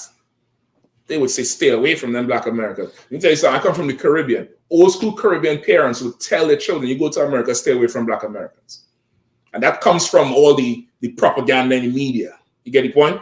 I know them Hamites is washing their mouth on us. They absolutely hate us. Go ahead. That's a lot. I really can't. I'm trying to paraphrase as best I can, but the one we talk about how a man is setting a trap for the foolish woman. Nope. Come on. Our water says Isaiah 3 and 12. Come on, Arawadi. Give Arawadi a hand. Give that guy right a hand. Somebody read that for me. Sir. I'm gonna try to put it. I got it. Pass the mic for the brother. I'm gonna get that holder for you so it's easier to just pass it. Okay, sir. Go ahead. Is Isaiah chapter 3, verse 12. As for my people, children are their oppressors. As for my people, children are their oppressors. Twofold. Actual children and the other nations who are like damn kids. Just a juvenile bunch of people. That's who's oppressing us. They have a whole thing going on now. The YNs, young niggas. You at the gas station, the young niggas pull up. You stop and fill in that damn tank. You going in the car right away. You at the 7-Eleven, you park, you looking around for the young niggas. You get the point? Children are oppressors. Go ahead. And women rule over them. And women rule over them. That's what the Lord said. As for my people, children are our oppressors, and women rule over them. Women are in charge of the household, making all the decisions. You go into the schools. You know why the school system is so bad? There ain't no men in there. It's nobody set in order. This is what you brothers and sisters need to understand. After a certain age, women are not scary to children. You're beautiful. You the nice big eyes, the big smile. You think you could tell him come in the house at 7? He gonna look at you, Ma, please. His father tell him do that shit though. He gonna be inside because we gonna be in the back seeing who's the man of the house at the end of the day. Right or wrong? After a certain time, them children need a father. You understand? They need a man there. He needs to be there. Let's take it a step higher. Who's in charge of DC? A woman. Who's in charge of Atlanta or used to be? A woman. In charge of Baltimore? A woman. Women rule over thee. And they're trying to put one in office right now. That's in the Bible. Read it again now. Kind. As for my people, children are their oppressors, and women rule over them. Go ahead. O my people, they which lead thee cause thee to err, and destroy the way of thy paths. You say, oh my people, your leaders, they which lead you, cause you to err, to make mistakes, and destroy the ways of your path, right? Where we supposed to be walking on a path, our leaders destroy that way and make us walk on another path, after another God, following another custom, living another life, serving another man, when we supposed to be on our own path. We supposed to have our own thing. We supposed to have our own community, our own economy, our own everything. But they destroyed us so much. That's what's going on right now. That is absolutely what's going on right now. That's our life right now. You get the point? And they're trying to put her in office to continue ruling over us. They're trying to put her over the world. You know what that is like? Like there's a clip of Kamala Harris. Mafia, are you online? Come on, sir. There's a clip, I think I sent it to you before, where she says, I could just do this if I feel like. It's on the DC page. Could you find it on Obukwash, if you could find it? It's Kamala Harris bragging about the amount of power she has, brother. She's chuckling and laughing and, you know, come on. Is that the one when she said when she realized by the stroke of a pen? That's it. Yeah. That's the one. See if you can find it for me, all right? In the meantime, let's skip me to where we at right now. Where was that? Numbers what? 2 and 1. 2 and 1. Give me numbers 2 and 2. Keep reading to 2. No, we read 2. So skip me to Deuteronomy 4 and 37. Yes, so another chapter. Hey, Yapson chapter, what's going on now?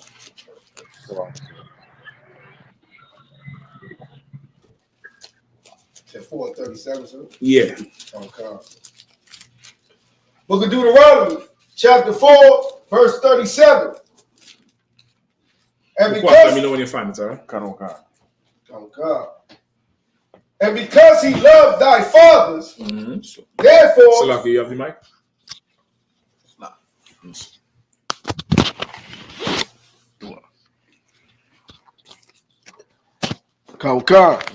And because he loved thy fathers, therefore he chose their seed after them.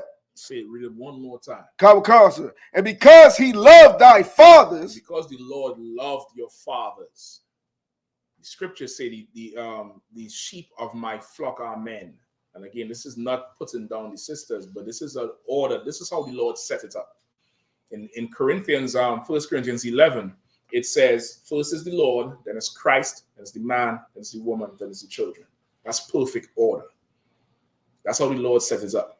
And the Bible says, because he loved our fathers, right? Talking about our specifically our forefathers, right? Because that's who he made the covenant with, Abraham, Isaac, Jacob. Because he loved our fathers, keep going. Therefore, he chose their seed after. He chose what? Their seed. Their what? Seed. Their seed. Because man carries the seed. That's very important to understand if you're going to understand the Lord, if you're going to understand the Bible. The Lord follows the seed. Who you come from matters, and you come from your father.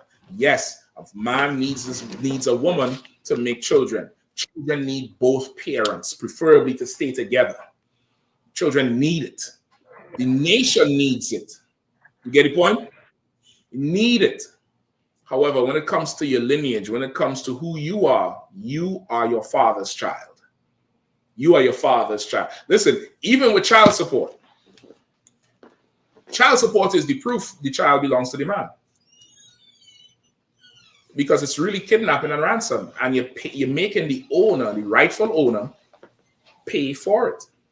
It's extortion. Why is it that you had to make him pay for it? It's his child. and he has to pay you to see the child. You understand what I'm saying? Because the child comes from him. It's his child that he take it. And that's something, again, if this place was run right, you would never be able to take a man's children. Not like how it is now, where she could just wake up and feel to go and just that. Like it ain't gonna happen. It would have to come down from a court order, like a judge in Israel would now have to remove the children from the house for whatever circumstances or cases, like what happened in Seat Pleasant. That child now is going to stay with the father. That's what the court says. The court says that child, until this thing is cleared up, the child ain't going back in the house. They're trying to get bond for the mother right now, and they're saying, nah. Her lawyer saying, listen, we'll put her under house arrest. The mother said no, because she could intimidate the child to change up the story. And if the child changes the story, the case goes away. Because of the voice note she left on the child's father's phone, they're saying the mother had to stay in jail because the child is a minor, the child is dependent on the mother so far, and the child could be severely persuaded by the mother. She's going to stay right there. And that's just that. Until her neck healed and they get this whole thing squared away. You understand? So now the father matters. The lineage of the father matters. All right, give me hold on. Who are the mic? Shapat, I'm gonna send you this article, all right? Come. And I want you to read this for me, all right?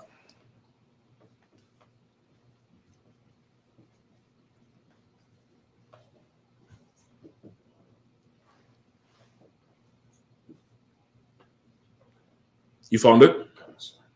All right. Play it for everybody. Let's see Kamala Harris and Paul.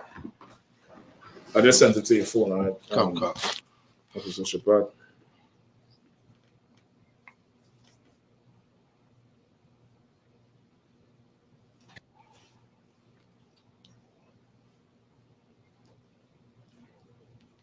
You have the volume up on it? Every time I What's up?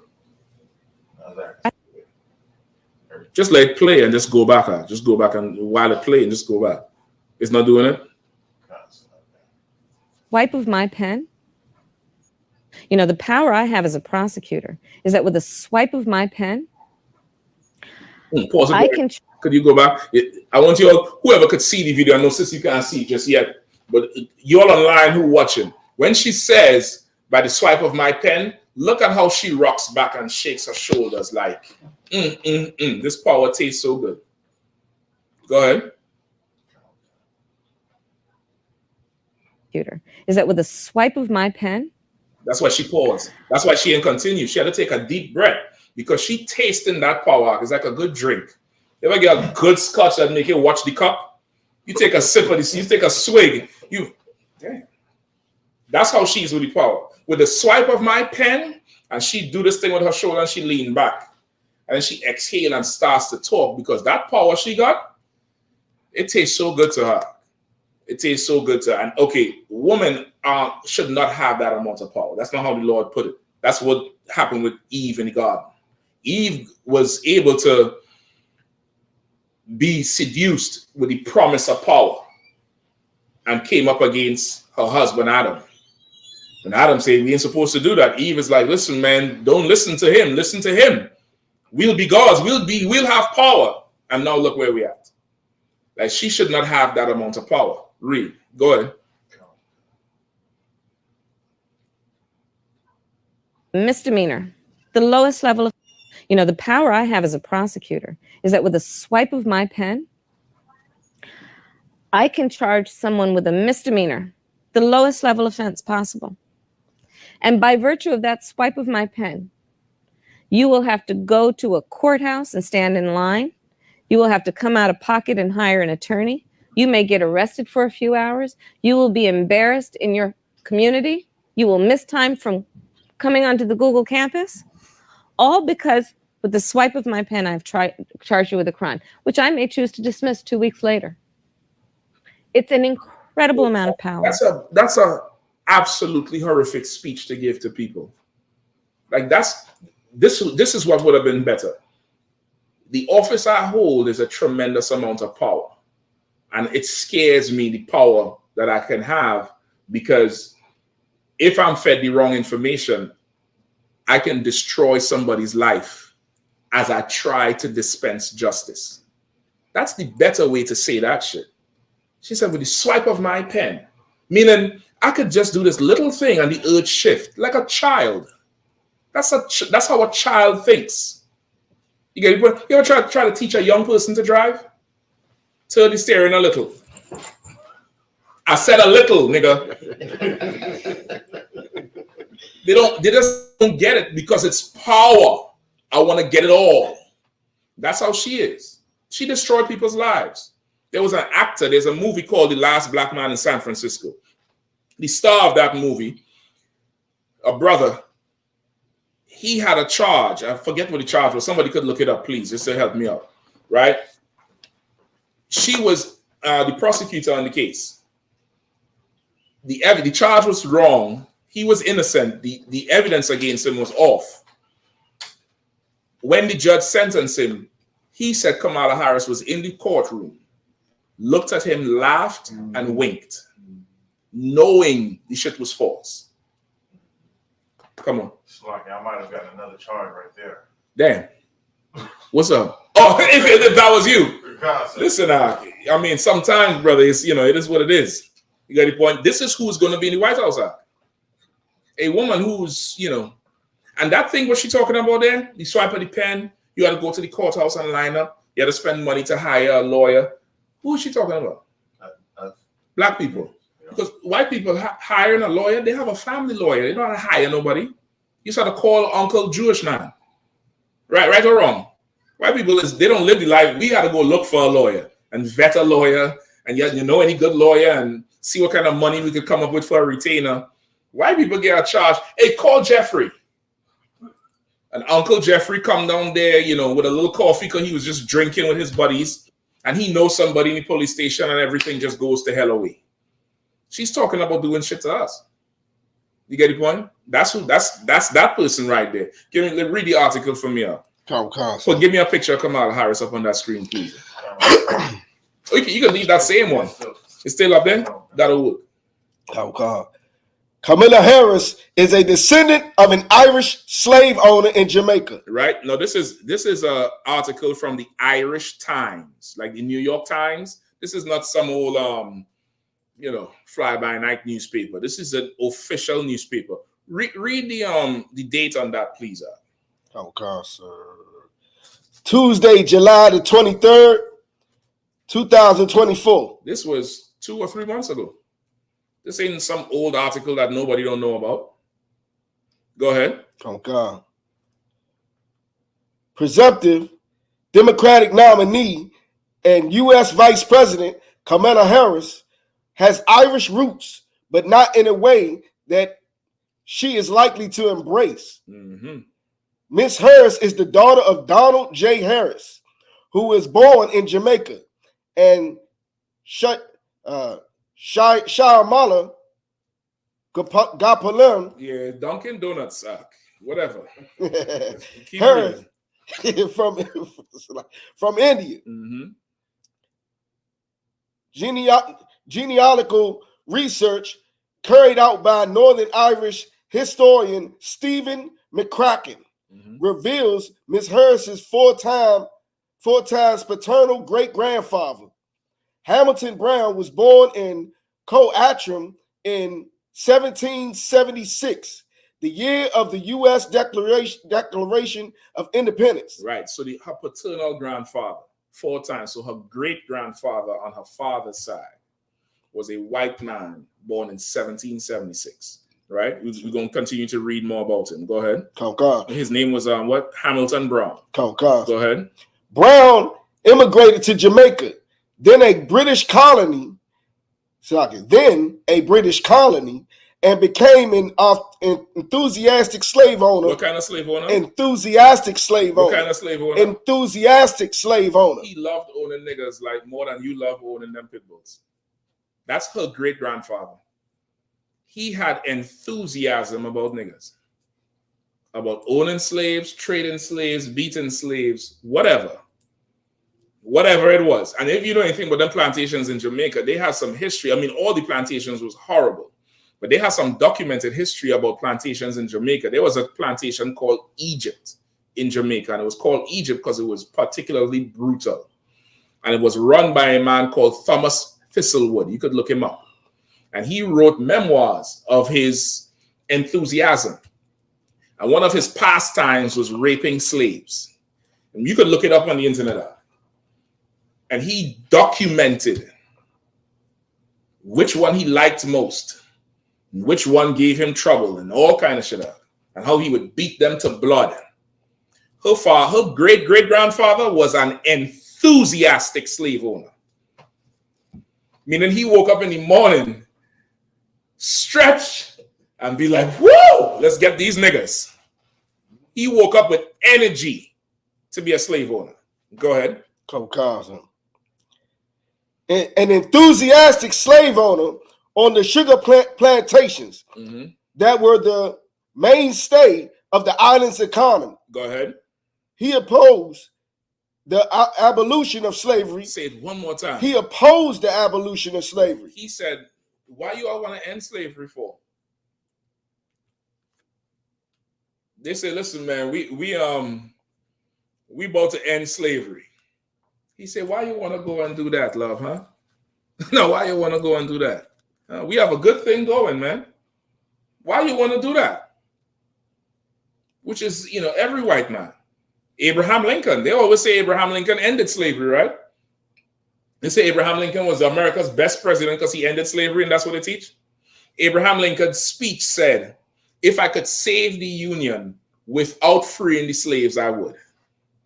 He only freed the slaves because he had no other choice. If he had a choice, we would still be in slavery. They would have never ended it. He just did it because he tried everything else. Keep going.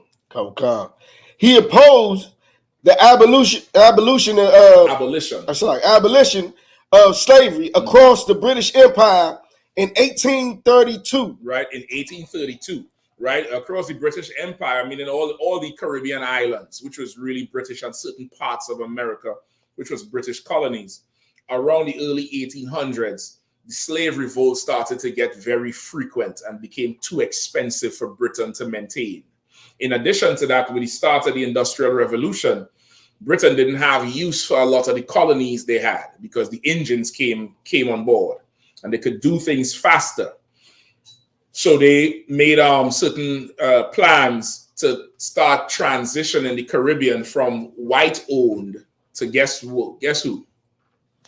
Let me rephrase the question. From being so hands-on as white overseers and slave masters, because the colonies had plantations and slave plantations. They were overseen by British rejects. A lot of criminals, a lot of ex-military men were the British slave plantation owners. They would oversee the plantation on behalf of the Queen. As they began the transition of pulling back so much hands-on management of the colonies, they had a plan to switch management over to, who you think? Come on, Shah. The East Indians. The East Indians. That's right, 1832, when they're talking about the abolition of slavery. Around that time in the Caribbean, that's when they started talking about freeing the slaves. I think 1832 it came up. 1838 is when it fully went into effect. By 1845, ships from the East were coming with what they call East Indian indentured laborers. Indentured, meaning they signed a contract to receive a wage and land to keep their language and their religion, come with their wives and children, but they'll oversee the plantation now. That's how you have East Indians in the Caribbean islands. That's how her grandmother, how her mother's side of the family got to Jamaica. You understand? Keep going. Whoever reading, come on. Carson. In 1832, and went to Antrim to replace his slaves with workers from his native county. He gave his name to Brownstown in Jamaica and is buried in the interior of St. Mark's and It's like Anglican. Anglican Church. Right. The Anglican is a part of the it's a religion that's like a competitor of Roman Catholicism. Right. The Anglican came out of the Protestants. You remember the Protestant movement with Martin Luther King? Right. The Anglicans came out of that. Right. They call them the AC, like how they say the Roman Catholics are the RC. The Anglicans are the AC. Right. Go ahead. Oh God. Which he built in his own money. Mm-hmm. Brown was pro-slavery and hated the British abolitionists, Mm-hmm. William Wilberforce. Right, that's some famous white man who they always attribute to abolition slavery. Anytime you talk about slavery and white people, they always come up and say, well, what about William Wilberforce? He was a good white man. That's what they like to say. William Wilberforce just wanted the dogs in the house. That's all it was. He didn't like the dogs in the field. The field was too rough. He just wanted the dogs in the house. Not so much abolition slaves, but just making the slaves a little bit more homey. Get the point? Go ahead. Okay. William Wilberforce, who brought in a slavery registry bill to stop the trading of slaves between different islands in the Caribbean. Mm-hmm. Brown called him cloven-footed and a hypocrite. Right? Because why? Because he knew you ain't trying to abolish slavery. All you was doing was trying to change it up so the money go a certain way. Just think the same analogy of the two pit bull owners, one having the dog outside with more rough conditions, one bringing the dog inside. It's still a dog. You're not signing over the house to the dog, even though he inside with you. You know, this house don't now belong to Mr. Dog. He's still a dog. That's William Wilberforce. All right, let me get some more. Go ahead. Okay. Brown received almost 11 million, I believe it's euros. Euros. Mm-hmm. 11 million euros in modern money in compensation from the British government for his slaves, according to records held by University College of London. Right. So once they abolished slavery, the slaves he had, he received the equivalent of 11 million euros in compensation for destroying his business. Kamala Harris comes from money. She ain't come from no poor Jamaican ghetto. Get the point? She comes from money. Come on. Just like we heard before, the slave masters got reparations. Exactly. You get the point? Let me see some more. Hold on. Skip down to Miss Harris's father. Yeah. Carson. Miss Harris's father, an emeritus professor of economics at Stanford University, acknowledged his family's slave-owning past in a piece for a Jamaican newspaper in 2018. Curiously, relatives on his mother's side were called Finnegan. President Joe Biden's Irish ancestors are also called Finnegan. Donald Harris wrote, "My roots go back within my lifetime to my paternal grandmother, Miss Christina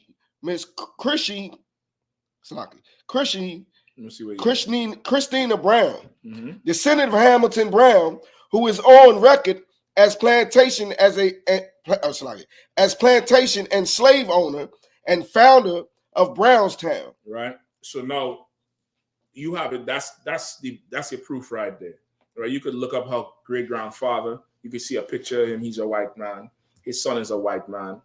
Her father, which would be that son's son. So this guy we're reading about here, his grandson, which is Kamala's father, he has a little hue to him because, of course, his father married somebody who was not white. So he have a little color to him. But from what we understand with the Bible, you are your father's child. Kamala Harris is the daughter of white men, of a white line of men. She's a white woman. Regardless of how she look, she could cook how much collard greens and have how much hot pepper in her damn purse. That's a devil you're looking at there. Right. So this is, again, it doesn't really matter, who you vote for, who's in office. The bottom line is they're going to make life extremely difficult for the children of Israel, like they've always done.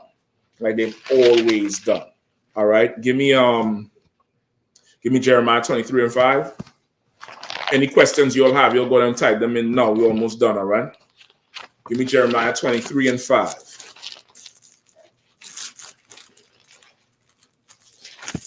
And that's an article you all could find on the internet anyway. It's more than common knowledge. And okay, this is how bad it is. The news is saying Janet Jackson is misinformed. The news is saying, where did she get this information from? The news is saying one of them brothers, I think, died. Tito, or one of them just recently died. They're saying she's still grieving over his death, so she might be a little psychotic in what she's saying. Janet Jackson is not wrong in what she's saying. She said, after all this, I just realized this woman ain't one of us. She ain't black. And she's absolutely right. Kamala Harris is not black. It's a white woman. And you're still going to vote for her because you don't give a damn. You really don't care. You're lying to yourself. Go ahead. Call concert. Book of Jeremiah, chapter 23, verse 5. Behold, the days come, saith the Lord, that I will raise unto David a righteous branch, and a king shall reign and prosper, and shall execute judgment and justice in the earth. Right? This is a prophecy for Christ, our king. You see, the days will come when I will raise unto David a righteous branch. Directly, it's talking about Solomon. It's also talking about our king, Yahushua, Jesus the Christ. Right? Now, the way it's written, the days will come when I will raise up unto David a righteous branch.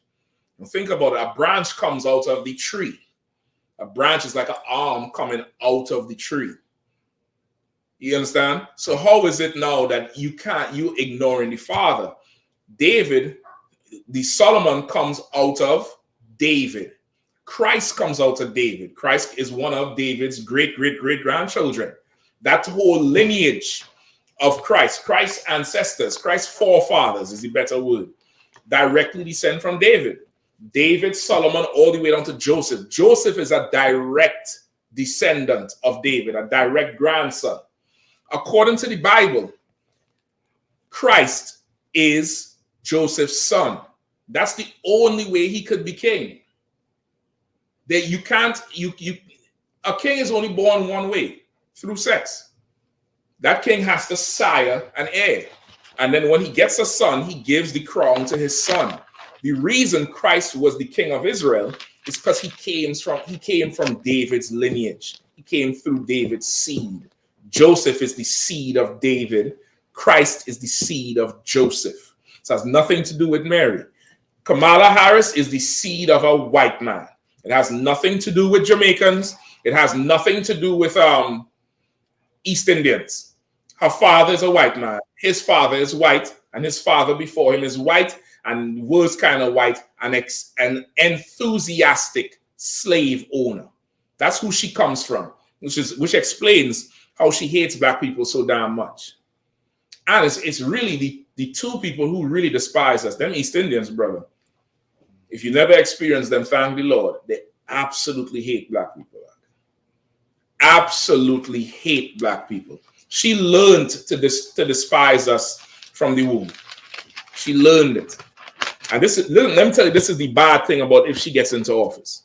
It's going to divide the tribes even further. Just like Donald Trump is trying to divide the tribes between Judah, Issachar, and Levi, which is the Negro in America, the Mexicans, and the Haitians, with that whole thing about eating the pets and taking the jobs, and Mexicans are bad hombres. He's trying to divide the tribes. If Kamala Harris gets into power, brother, who you think they're going to market to Judah to hate? Benjamin. Because Kamala Harris is what? Jamaican. And Benjamin, silly as could be, is pushing this woman up.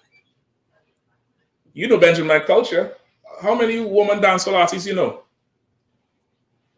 How many you know? Very little. So how come you all jumping on this broadband bandwagon all of a sudden? When your own sisters, you ain't forwarding them like that. You understand what I'm saying? If Kamala Harris gets into power, brother, just look for it. Look for the propaganda of, you're gonna hear some black celebrity coming and saying, "You Caribbeans, you don't like us no way." Look for that shit. and it's going to make a big divide between Judah and Benjamin. Go ahead. Like, does Patrick count? Who? Patrick. Patrick counts. How old Patrick is? Patrick since the 80s. The point I was making is, even in the West Indian culture, it's not really normal to have the woman like that.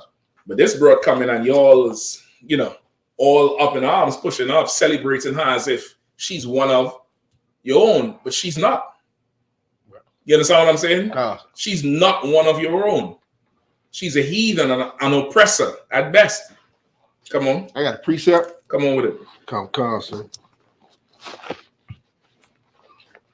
Book of Deuteronomy, chapter 17, verse. We're looking on battery life on the receiver for the other two.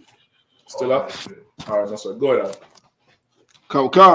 Book of Deuteronomy, chapter 17, verse 15. Thou shalt in any wise set him king over thee, whom the Lord thy God shall choose. One from among thy brethren shalt thou set king over thee. Right. Go ahead. Thou mayest not set a stranger over thee, which is not thy brother. That's our law unvoted. Like you can't. We are not to vote, and if we have to choose a leader, it has to come from your people. You can't set a king over you that ain't come from your people. Somebody who is not from amongst your lineage. Somebody who is not your brother.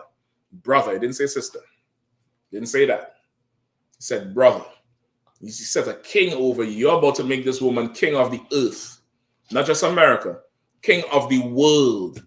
With the stroke of a pen, I could make you go stand in a court line. Do this, do that. What do you think if she gonna do? If she doing that with a pen, nigga, what do you think she gonna do when she get her hand on that nuclear button?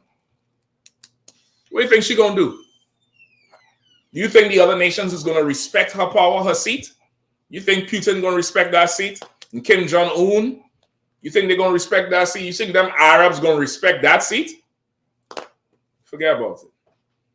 It's done. These next 2 months, brother, in America is going to be extremely, not even 2. How much is it? 6 weeks? Just about. It's going to be very eventful. You see the white men coming out the woodwork. The nutcases coming out the woodwork. Look for more of that bullshit to happen now. Because they ain't having it. They ain't having it. They're not going to spend another 4 years looking at a brown face in office. They're not doing it. So like you say, yes, what we think will happen. Prophecy, sir. Listen, World War III. You're right. We're right at the cusp of it, and no matter who's in power, that's what's going to happen. Let me get this last precept here. Give me 1 Corinthians 15 and 38. Come, sir. The question, line up them questions, all right? We'll be done. Said 13, sir. 1 Corinthians 15, 1-5. Come, sir. And 38. 15. In fact, two scriptures. Go ahead. 15 and 38. Then let me get Romans 11 and 1. Come, sir. Book of 1 Corinthians, chapter 15, verse 38. But God giveth it a body as it has pleased him. To every seed his own body. To every seed his own body. The Lord giveth is a body as it has pleased him. To every seed his own body, not another body. Kamala is the seed of a white man, but she claiming the body of an Indian, an East Indian, and she claiming the body of a black woman. But she's the seed of a white man. A white man, he has his body. Your father white, you white. It doesn't matter what you look like. You a devil, same way. Come on. And slang with them LGBTQ. You know what I'm saying? They claiming that they are God made a mistake and they're not what God made them to be. No, that's it exactly. The Lord give that body how He wants it to be. You know, you're not born that way if you're LGBTQ. You're not born that way. Somebody done sexualized you. I don't watching all these damn series on all these tragedies and murders. You all remember the Dahmer series, right? The Jeffrey Dahmer series. That's part of some anthology called Monsters on Netflix. They recently did another one on the Menendez brothers. And brother, I'm starting to realize whether it's a school shooter or some homeborn terrorist, I'm talking about the Arab ones, or one of them crazy nutcases, homosexuality is a big part of their thing. The last little boy who shoots up the school in Georgia, right? His name is Colt Gray. In the article, when he was when they show you how his father was teaching him to shoot dares, and he shot his first dare, it says her father, and I thought it was a typo, but it's not a typo. The kid was being bullied in school for being gay, for identifying. That's why he should shut up the school. You get the point? They all have some kind of sexual deviance in them. There's another one on Hulu recently. I couldn't watch the whole thing. After about the second, down there halfway through the second episode, I was done. That Aaron Hernandez. You remember him? The Patriot player, the receiver. Oh, brother. I did not know that's what was going on with him. That nigga was, sweating homosexuality. It was bad. It was rough. All of them is the same. It's always some old sexual deviance, and then they take it out on society. But the Lord ain't make you like that. Your father made you like that. He probably was one too. Hell, and then the Menendez boys are. Their father was doing something to them horrible. I mean, horrible, brother. Sick, sick. You hear me? Sick. I ain't saying they're right for killing them parents, brother, but goddamn, shit. It was rough. But they all have some sort of LGBTQ going on. That rainbow community, you all have a lot of destruction to answer for. You get the point? Every seed his own body. All right, give me Romans 11:1. The book of Romans, chapter 11, verse 1. I say then, have God cast away his people? God forbid. Right. For I also am an Israelite of the seed of Abraham, of the tribe of Benjamin. He had to say of the seed of Abraham because the father matters. Who your father is absolutely matters in life, no matter what America tells you. America is the home of Babylon. Babylon is a great whore that sits on many waters. America is confusion. That's why it's called Babylon. Upside down, back to front, inside out. Whatever you see going on here, just know the Lord wants the opposite. Pork is a delicacy. The Lord calls that an abomination. They say homosexuality is the alternative lifestyle. The Lord calls it an abomination. Over here, they celebrate. They give the women and your mothers all the power in the world. The Lord said power resides with your father. That's what the Lord said. The Lord gives authority and power to that man because that's how order is going to be kept. America is just a sinful ass place, and they're about to put this sinful broad up in power. And bro, she gets in that office. Not saying Trump will do any better. If she gets in that office, brother, black men, beware. Come in the truth. That's all I can tell you. You come in the truth before that inauguration. You might be able to last through Christmas. This is going to be your last Christmas. But brother, you let her get inaugurated with the stroke of a pen, you see what will happen to your future. I guarantee you that shit. She's going to take it out on you because she's a white woman. Questions?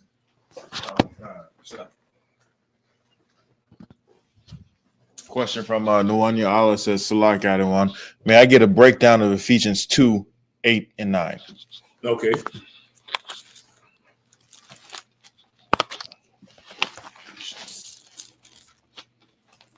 You got it?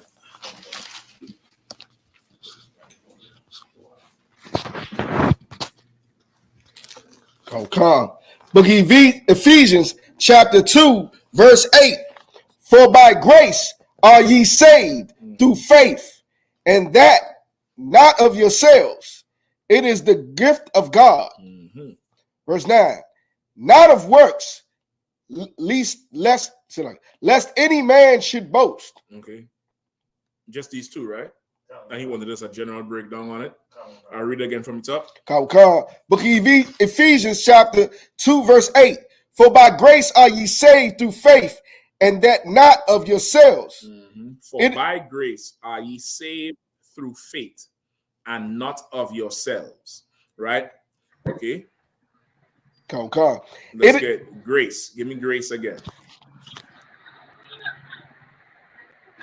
Somebody saying something? Okay, no sweat. If you're online, just keep your phone on mute unless you wanted to jump in and say something, all right? Grace. Come. What is grace? For by grace ye are saved through faith. We in Ephesians 2, in chapter 2, verse 8 and 9. What is grace? Grace is a time period to cleanse yourself of sin. A time period to get yourself right. A time period to relearn everything and learn what you're supposed to do and get yourself right. So we are saved, for by grace ye are saved through faith. What does that part mean? For by grace we are saved through faith.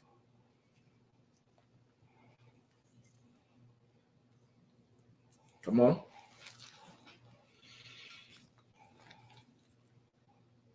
Nobody? Come on up. Salaki. So by grace we are given a chance, you know what I'm saying? But you know what I'm saying, through faith, that if we do we have to, we will be saved. Say that one more time. Because of grace, you know, saying if we have faith and do we have to, if we have faith that if we do what we're supposed to do, we will be saved. Okay. And what is faith? Faith is what's the thing? How the Christians make it recite the whole verse? Faith is the substance of things hoped for, the evidence of things not seen. Christians like to say that shit. They love it. It's in the Bible. But what is it? What does that mean? That, you know, if you do what you have to, the Lord will do what He said He would do if you do what you're supposed to. Well, that's what I think. That's what the verse trying to tell you. But what does what's faith mean? What's the definition of faith?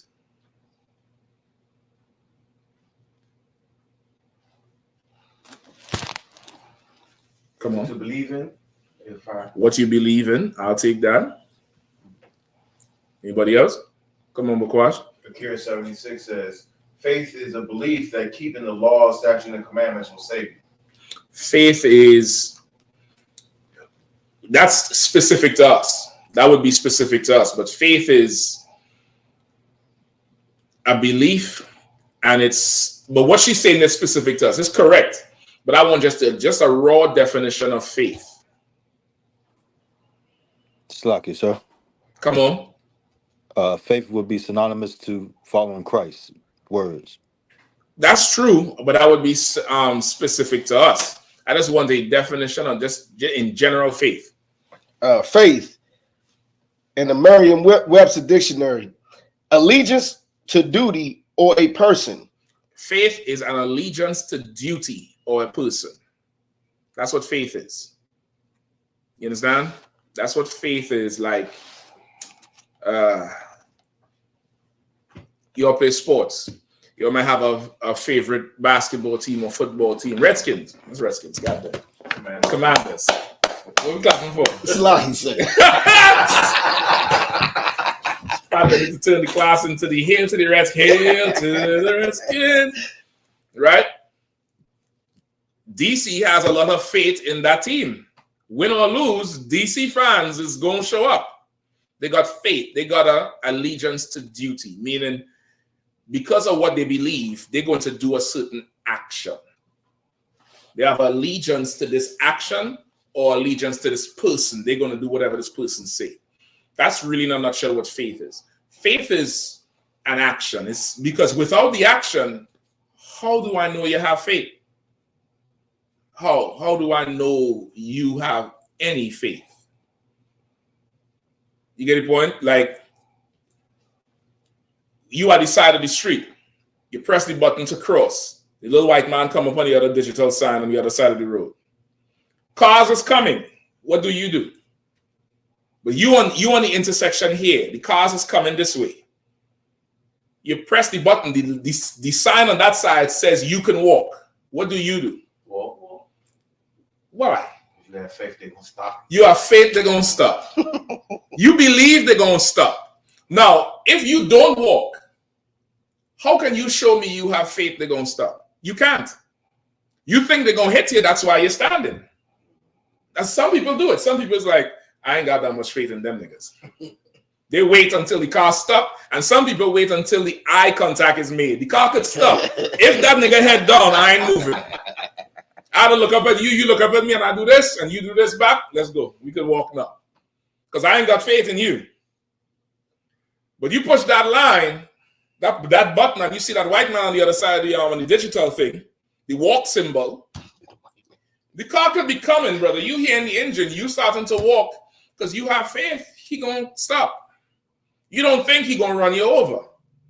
Your action is what determines your faith. What you do says is evidence of what you say you believe.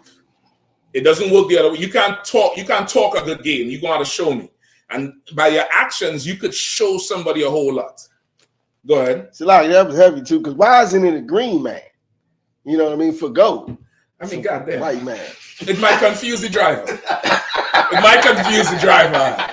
The driver might see a green man and think, run this nigga over. I just say the white man, because it's a white figure on the other side. It got to be clear, because you know what? It's at night too. Right. At night, you don't want to, it's that bright white light outline. It's clear to everybody at night. You understand what I'm saying? Constantly. You think it is a white man saying go. I'm not going. I'm trying to cut everybody. Listening to the white man, huh? We're talking all this pro-Israelite shit, this black and black shit. But the white man will tell you when to walk. I hear you, Shabbat. I hear you. So that's what faith is, right? So by grace, ye are saved. So grace is the period of time to get right. We are saved by grace, but through faith, through our actions based on what we say we believe. If we believe that Christ came so that we can get a shot at the kingdom, so that we could get our inheritance, so that we could get, what the covenant and the promise was and the deal Abraham made. If we believe that, then we'll have to show that with works. You're going to have to, show me. How are you going to show me you believe? By what? By saying shalom? I could train a damn parrot to do that shit. Like, how do you show me? By your works, by what you do. You're saved by what you do based on what you believe. That's how you're saved. You get the point? You read on. Call. Read it again from the top. Call. Book of Ephesians chapter 2, verse 8. For by grace are we saved through faith, and that not of yourselves. And that not of yourselves. You can't save yourself. Nothing you do matters.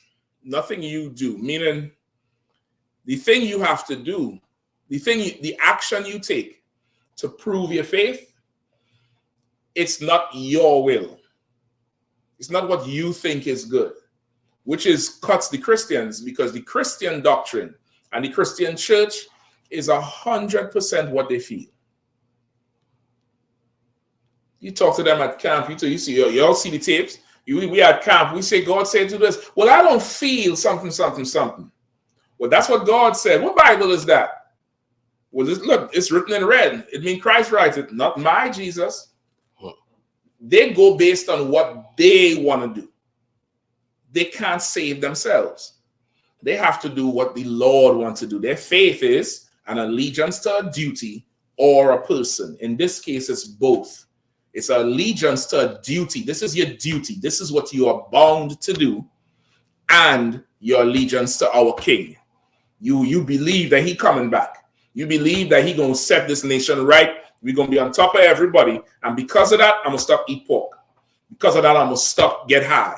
Because of that, I ain't going to strip club no more. Because of that, sisters ain't going to go in the strip club no more. Because of that, they ain't going to have no abortions. Because of that, I'm going to stop hating my brother. I ain't going to kill this brother no more. Because of that, I'm going to change who the hell I am, because I believe one day this man is coming back and I want my shot at being in charge. That's faith. Because of that, I'm going to put on these clothes that everybody think is funny and go on the street with a book. Everybody say it's a fairy tale book with a sky daddy, and invest and get expensive mics and speakers and go on a podium and say Christ is black, though everybody else don't believe. And go and spend millions of dollars on food and clothes and laugh and throw things at us. Why would I keep doing that? For what? For what reason? Faith. I believe in this shit here. Your preacher don't. Your preacher does not believe in nothing here because he'll change his talk. He'll change his talk if the crowd don't like it. He'll change it. Ask T.D. Jakes. Better ask Eddie Long. You can ask him. He dead. He old sodomite. He dead. Ask T.D. Jakes. Don't ask him. He about to go meet Diddy with all that oil. About to go get swallowed up. Right. Have you ever been swallowed? A big old walrus ass nigga. That's why he passed the church off to his daughter. Because he doesn't really believe in this thing. He doesn't believe in it. You get the point? It's what you do. What you do is the show of your faith. And this faith, that's the shot we taking. We taking a chance. This thing ain't bound to work, you know. Christ could come back and be like, yeah, bro, you ain't, you know, or sister, you know, I mean, I said do this, that. You just did this and that. What happened to the rest? You know that pork is good, Lord. I didn't think you would have mind. Okay. No sweat. It's all good. No sweat. Keep reading. Verse 9. No, the last part. It is the gift of God. It's a gift from the Lord. The Lord giving you a chance, giving you a shot. Are you going to take your chance? You're going to take your shot or not? You don't have to. Yeah, I'm telling you all straight up, you don't have to. This is more for me. This is more for me. There's more land. There's more rulership. There's more slaves. I might lend you some slaves to help you clear your land, or your little plot that you might get. I don't know. But shit, if you don't want to take a chance, brother, don't even sweat that. Trust me, I got faith and work for 5, for 10. I'll just go work some more. It's fine. Shapat gonna go work some more. Because you already, I gotta watch you. I think I'll slow you down. Because working. Because we believe in this damn thing here. We believe all the way in this thing here, regardless of what. There's no doubt. There's no doubt in my mind. I have, how General Hyman said, it was an exact certainty of purpose. Like how Kamala Harris' great-grandfather woke up every morning being enthusiastic for slaves. When I wake up every day, is what orders do I have to complete? I have a list of orders the general going to give me. I need to get this done, that done, this done, that done. I need this done. I gotta make these phone calls. I gotta get this thing going. I gotta travel to this city and teach. I gotta go here and do this. I gotta go to this prison and do this. I gotta send brothers over there. I gotta make sure the transport is good. Why am I doing all of this? Because I know who I was before. I know Christ will have nothing to do with me, and I want a shot when he comes back. I want to be, you know what I want to be? An enthusiastic slave owner. I need a t-shirt, Barack. Right. I need a shirt. Itazab, hook me up. Enthusiastic slave owner. That's what I want to be. Why Kamala Harris is the only one who could benefit from it? Why she alone? I want to sell slaves like her forefather. I want to sell baby slaves out. I want to get a little box and rip them straight from the breast.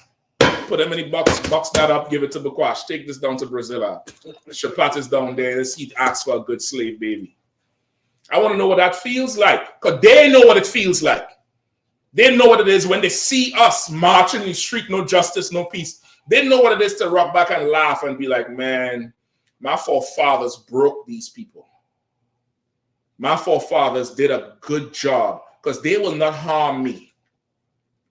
All they do is march. All they do is, no justice, no peace. What do we want? Justice. When do we want it? Now. That's what the white man has to worry about. A placard. They must enjoy their kingdom, Mark. I want to be a slave owner so my children could enjoy the kingdom of Christ. I want my seed to enjoy the kingdom of heaven like they enjoy theirs. That's equality. That's true equality. You want equality? You're going to have to sell some slaves. How many of y'all you're ready for that now? Let's see where your faith is at. Sis looking at me over there like, this nigga here. I don't know why y'all driving me over here with these bunch of crazy niggas. You know, go outside and say, listen, I'm not part of this shit. Ain't no sweat slaves. I'm gonna keep the slaves for you. Don't worry about it. Y'all don't want none, I'll take them all. I got work for all of them. I got jobs for all of them. I got sports for them to play. I got games for them to play to entertain, like they make us play games. That's real justice. That's not racism. That's justice. Come on. Shalak, I got a precept. Go ahead. Any more questions or we good? Book of Revelation, chapter 13, verse 10. He that leadeth into captivity shall go into captivity. That's right. He that killeth with the sword must be killed with the sword. That's the oppressor. That's what the Bible says. That's what his judgment is. He put us in slavery. He got to be a slave. He put us to death. He gonna get put to death. That's what God said. Keep reading. Come on, sir. Here is the patience. Here's the what? Here's the patience. Here's the what? Here's the patience. We patient about this thing. We ain't hasty. We absolutely patient. You might be hasty, but we absolutely patient. We ain't worried about nothing. You know how this song goes? Nigga ain't worried about nothing. Nigga ain't worried about nothing. Nigga ain't worried about nothing. Woo! I ain't worried about nothing. Here is the patience. Go ahead. And the faith. And what? And the faith. And the what? And the faith. And while I'm patient, I'm working. I'm doing. Getting something. Going and taking ground. Going and teaching. Going and building. And if I can't build, guess what? That tithe is coming out. That 10% is coming straight into Command and Journey Heart. That's my faith. The Bible says, where your heart is, there your treasure is also. If you ain't paying no tithes, I know you don't got no faith. I know you don't believe a goddamn thing you say.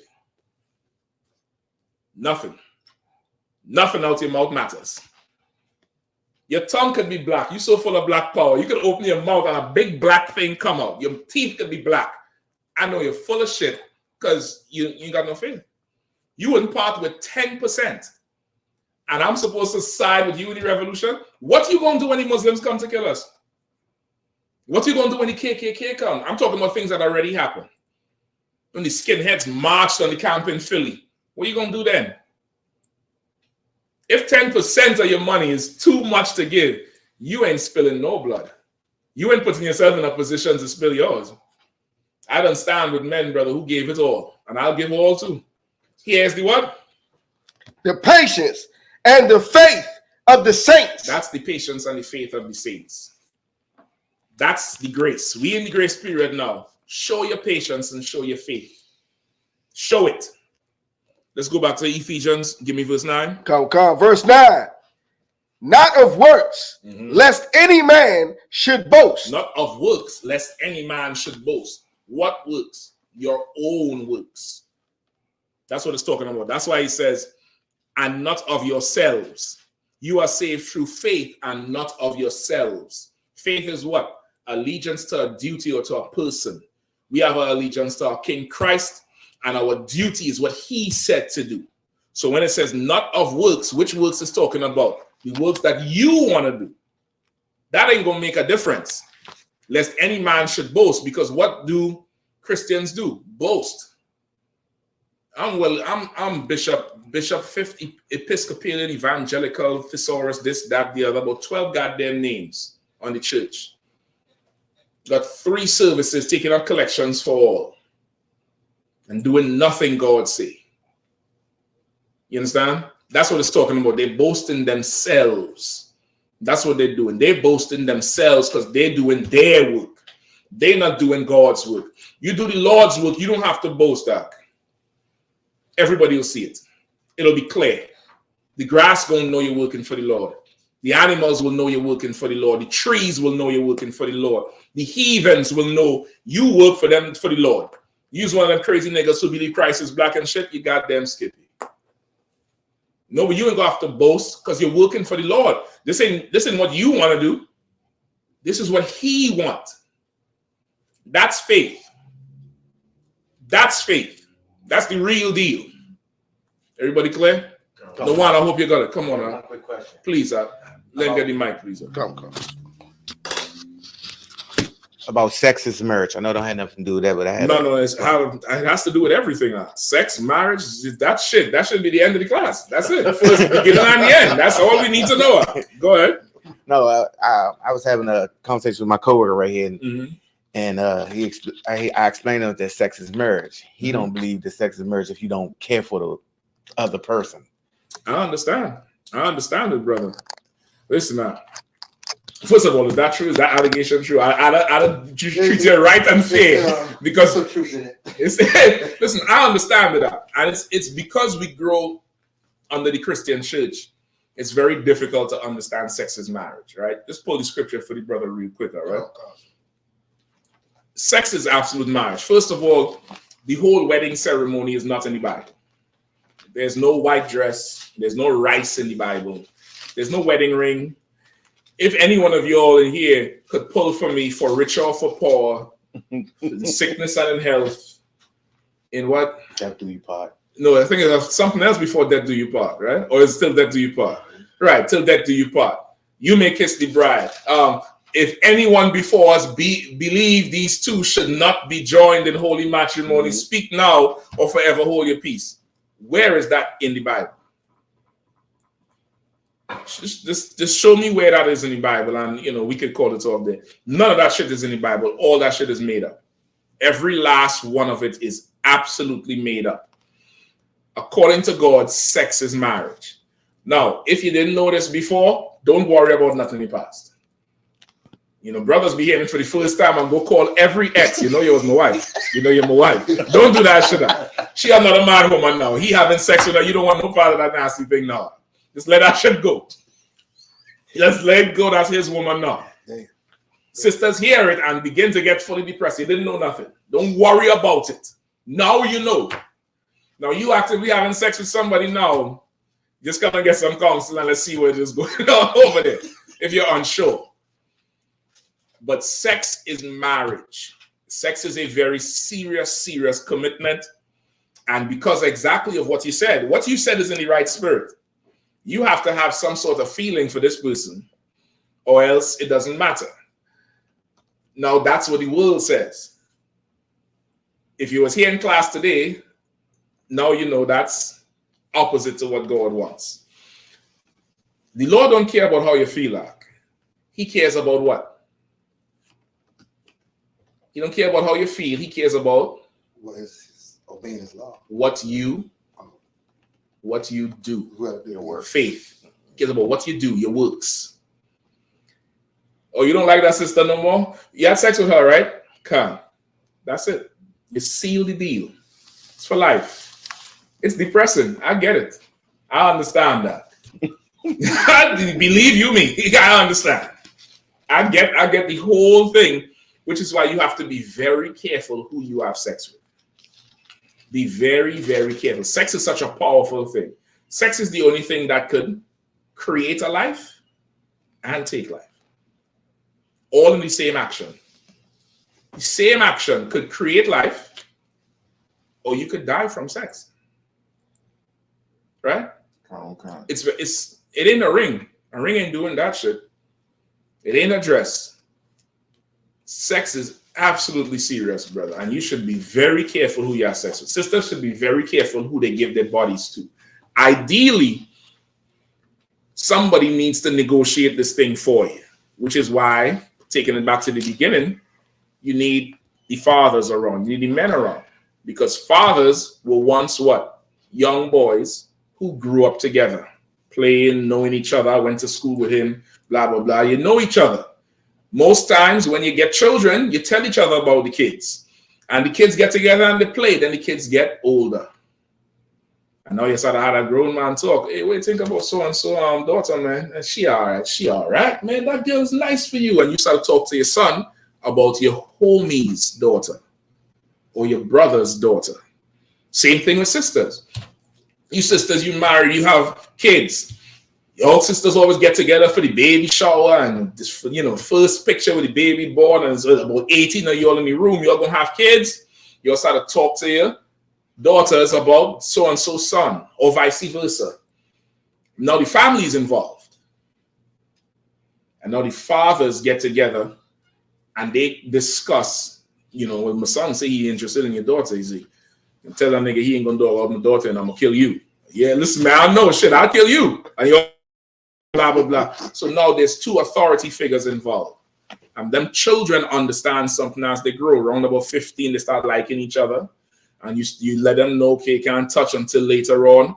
But they caught and they're getting ready to marry until they reach about 20, 21 maybe. You get the point? And that's ideal. And now it's a decision to have sex. Now he's ready. He said, yeah, I ready to have sex with her. She's ready. I ready to have sex with her. It's a decision. It's not, I was drunk, you wake up the next day. Why you choose him? It was dark in the club. Shit. It ain't that. It ain't, Valentine's Day, you lonely, he pull up with roses. It ain't that. This is a very deliberate thing. And in here, it's absolutely deliberate. It's on purpose. You get in that room with that woman, it's not a one-night stand. It's not boyfriend number 2. It's not you all hiding from her husband and your wife. This is you going to take this woman now. You're taking her to be yours. It's a decision. So you must be sure, because if you know anything about men and women, sooner or later somebody decides to go off the reservation. And that puts a strain on the other person. And the other person decides, I don't give a rat's ass about you no more. F you, whatever. However, you already had sex. So now you're stuck. That's a very bad place to be. Feel like you're stuck with somebody. Now you got to have faith. Now you got to be committed to a duty. you gotta show up like you're going to work. Oh, shit. Hey, what's going on? You not staying? No. And vice versa for women too.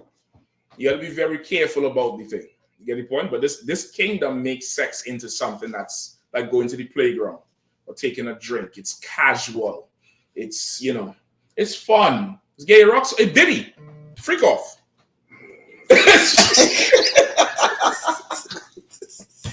Just laugh. That's it. Yeah, I mean, you can have your freak offs with your woman if she's yours. You can get all Diddy oil. You'll go upstairs and oil it up. That's your woman. But you can't, freaking off the whole damn city, and now no brother could get a decent girl because you done destroyed her. You done had her. You bounced up the brother in the grocery store at the gate. Hey, what's going on, bro? Hey, I want you to meet my wife. I'll go to the bathroom. Because the last time she see him, she was on her knees. Damn. It's destructive. It's a destructive habit. You get the point? So sex is marriage. What do you have for me? Concordance? Come on out. Book of Exodus, chapter 22, verse 16. Grab the mic, Shapat, please. Book of Exodus, chapter 22, verse 16. Mm-hmm. And if a man entice a maid that is not betrothed and lie with her, he shall surely endow her to be his wife. If a man entice a maid and lie with her, he shall surely endow her to be his wife. Does it say he shall endow her to be his wife if he feels like it? What does it say? What does it say? Says, he shall surely. He shall what? He shall surely. Maybe. Surely. If he feel like it. Surely. If he fall out of love. He shall surely endow her to be his wife. He shall surely endow her. What does endow mean? I know your brother may not know, but endow means now you already entice her. You had sex with her. You have to now go to her father and confess to him that you stole his property. A woman is property in Israel, right? It's property.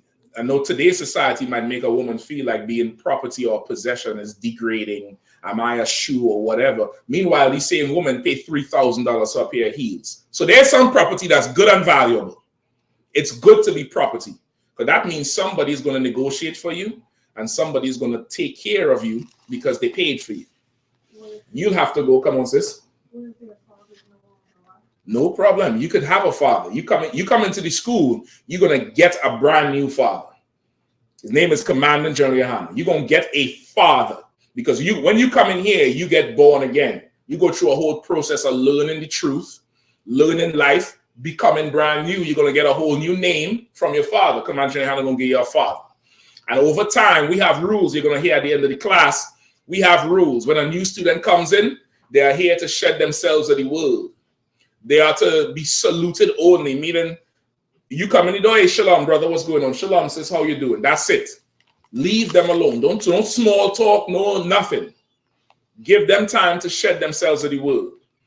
After 6 months, if a brother wants to court a sister or a sister wants to court a brother, they have to go to their camp leader who's in charge of that city they're in and ask permission.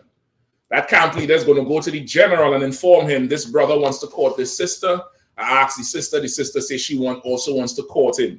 The general is going to ask a report about what? Your faith. What have they been doing? Well, the brother, I mean, he's been in the school long, so he just became an officer. He teaching, he come into camp.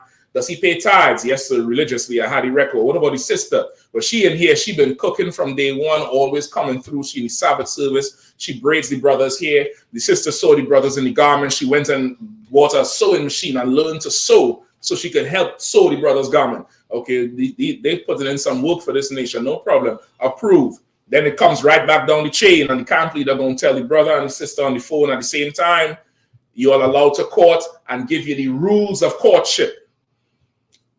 You want to go on a date, you have to ask permission. No touching, no sexting, don't send no nudie pictures and no nudie videos. Treat this sister with honor because she's our sister. She's Commander General Yahanna's daughter. Sister, treat this brother with honor because he's our brother. That's Commander General Yahanna's son. You're allowed to court for 6 months. After another 6 months, if you're ready to marry, your request. That's a whole year of discipline. And the same system again. If it's approved for you to marry, you're going to get a call, brother, from your captain and the general over the school about finances. Because this sister here is worth something. She cooking, she braiding, she paying her tithes, she does this, she does that, blah, blah, blah. I think she would, 10 grand. You ready to marry her? I done had the conversation with a brother before. He done left the truth. No, he was a old weak ass nigga. But he tried to marry some sister, brother. I told him the price, and I felt that shit was very reasonable. I wanted it more. But the general said, nah, give him that price. They're young. Let them grow together. I told him the price. He said, wait, I have to pay for her? I said, yes. You got to pay a dowry, brother. He said, okay, I'll call you back. Never called back. Shortly after I left the school. Let me tell you something now. You have to pay for the sisters in here. Because I know, one thing I do know, niggas. And when a nigga spend his money, that thing he spend his money on is valuable. You all have cars, right? Cars. How often? Every Sunday? You wax the rims. Yeah, I mean, put the wax on the tires, take it to the car wash, right? Because you spend good money on that shit, right? If somebody come and put the sticky handprints on it, he's like, what you doing? Spend money on this shit, nigga. Well, you spend money on her now. You don't spend money on her, so it's valuable now. It's property. So you have to go to the father and tell him, Salaki, sir, I had sex with your daughter, which you robbed him because you didn't go to him before the sale or the transaction. Marriage is transactional. You didn't go to him before the marriage, before you had sex with his daughter. So now he's mad because guess what? He may have already told another brother who has a son who might have been interested in his daughter. They say, well, listen, I don't know, man. I'm going to talk to her. She ain't feeling him, but I'm going to talk to her. No, you come and steal the daughter, jam everything up. And the Lord puts it in a way where he knows Israel. He knows how we are. He knows the type of women we have. You know what I mean? You might want to talk to the father, but them things she got in the back there is talking to you. And you was like, that conversation with daddy could wait. I need to talk to these 2 football helmets right here. I need to talk to these 2 football helmets here. And after that, you talk to him and you apologize to him. And he gonna be mad. He might cuss you out. You better take it. You better don't buck up. Don't do it because you done disrespected him. And you talk to him, you know what I mean? And you try to find out how much he wants for the offense. And he's going to give you a price that's probably going to be more than if you came to him straight up. You might have come to him straight up. He might have told you $5 grand, $3 grand. You done violated. He going to tell you 9. You done married her. What you going to do? Give her back? No. You going to, no problem, sir. You going to get this Uber app going? Yeah, I'm here for you. Yeah, Daquan. Yeah, how are you doing, brother? Yeah, you Ubering with you an enthusiastic driver, like an enthusiastic slave owner. You turn into taking the corners. You okay back there? You need any water? Because you got about to get this money for that tail you done got, and it puts things in perspective. It gives a certain structure. Sex is marriage. That's how things supposed to go. You understand? Go ahead, Chappelle. Yeah, I had one more straight to the point. Come on with it. Khan said the book of Genesis, chapter 24, verse 67. And Isaac brought her into his mother Sarah's tent and took Rebekah, and she became his wife. It didn't say for better or for worse. And she became his wife. Into his mother's tent and took Rebekah. Yeah, that's the word. Khan said. Come on. Khan said. Read it with gusto. Khan said. Took and brought her into his mother Sarah's tent and took Rebekah. These sisters want to be taken. They want to be taken, brother. And most brothers want to take them. You got to pay first, though. You got to go to the father. Because the father done raised her to be who she is. She probably was helping him out around the house, seeing after his business. If she's in the school, by the time that time comes, brother, a good sister becomes a valuable part of the school. She either cooks for the high holidays or babysits children while the brothers go to camp or do something, finances a whole lot because she a single woman. She making a ton of money. Esau Kingdom, woman making all the money. By that time, she done become so valuable. Now you taking her. Now you had to put back her value. You get the point? It's a product you're getting. Just like the sister, she getting a product. She getting a brother who is a stand-up, ride or die, will kill for her and die for her at the drop of a dime. And her return to him is her submission to him. You get the point? So it's a whole transaction. I understand. Sometimes you go have sex, you didn't know about her, or you didn't take the time to know about her. Either way, right now, you can't stand the brother. And vice versa. The brother probably can't stand the brother. The problem is you already did the do. You already did the diddy. And you're going to have to just, whatever. You got to ride it out, get some counsel, go to therapy, go to marriage counsel. Get this shit straightened out. It's not a problem. But you can't divorce. You get the point? You can't put her away. Sister, you can't put him away. You just get counsel. You wait it out. Give some time. Time heals all wounds. Maybe time will help.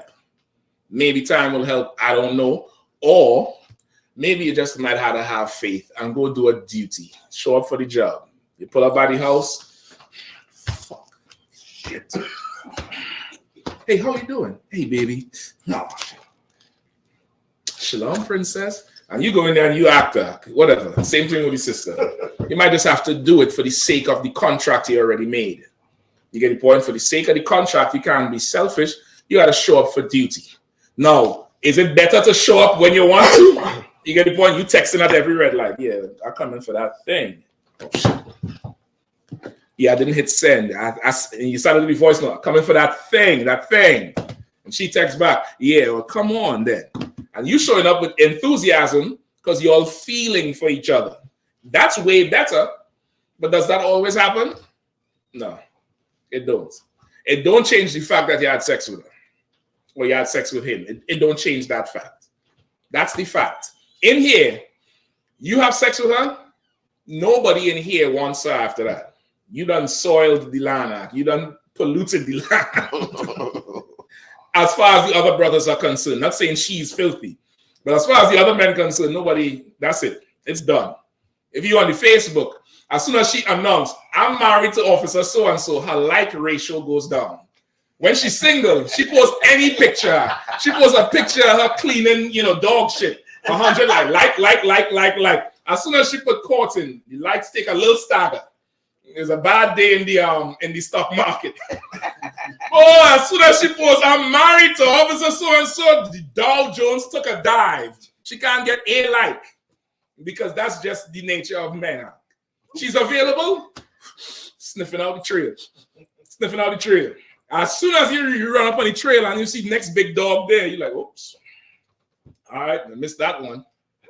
You get the point? And it doesn't matter. If you're all angry, you're all separate from each other for a time, whatever it is, a brother in here is not going to look her way because that's your woman regardless. Now, if that was happening in the black community, you know how much families would be together? You know how much people break up right after a baby is born? It's already stressful for her. She done put on the weight. She had a baby, in the belly, back pain, ankle pain. You sexually frustrated because the Christian church tell you could only have one wife. She ain't in the mood that much. Then she get the baby. You had to wait 45 days if it's a boy, 90 days if it's a girl. And the stress is just too much. And but before the baby's a year old, you and her break up. It would have been easier if you had about 2 or 3 more wives. A man, the sexual tension is not like a woman. He needs the release. He have a couple more wives. He could go over there. He comes in the house happy. Hey, baby, what's going on? Everybody happy. Now, because of it, you all split up. Now, you all split up. She go on the internet. Men ain't shit. They ain't no good men. That's the cat call. And some simp-ass Christian nigga comes up and there. I'm a man. I'm a real man. When it should be, nah, sis, give it some time. You're a beautiful couple, man. All the encouragement coming in, this, that. Go ahead and listen to that man, obey that man. That's your husband. Hey, brother, I know she pissed you off. Blah, blah. You gotta forgive her, man. You gotta forgive her. It might take some time. So what? It's supposed to be forever, right? So what's a few days, a few weeks, a few months, maybe a year? Who the fuck knows? Excuse my language. Who the hell knows? But it would be so much better if nobody looks at her like she's available after you done went into her. That would give you some more encouragement to go reconcile. But most brothers don't want to reconcile because they know as soon as they walk out the door, you're pulling him out the closet. That's what, and that what Beyonce say? I could get another you in a minute. In fact, he'll be here in a minute. Why coming back home for? Why? Why am I even trying with you? And so in here, marriage is a serious, serious thing. Sex is a serious thing. Once the do is done, you stuck with each other. In some cases, it could be unfortunate. It don't have to be. But you could do your duty, though. The Lord would look at that shit. Go ahead. You understand now, brother? No sweat. Do you accept it, though? I don't know. That frown come all the way down here now. That frown started up here. I can't even see your eyes now. That frown is all the way here.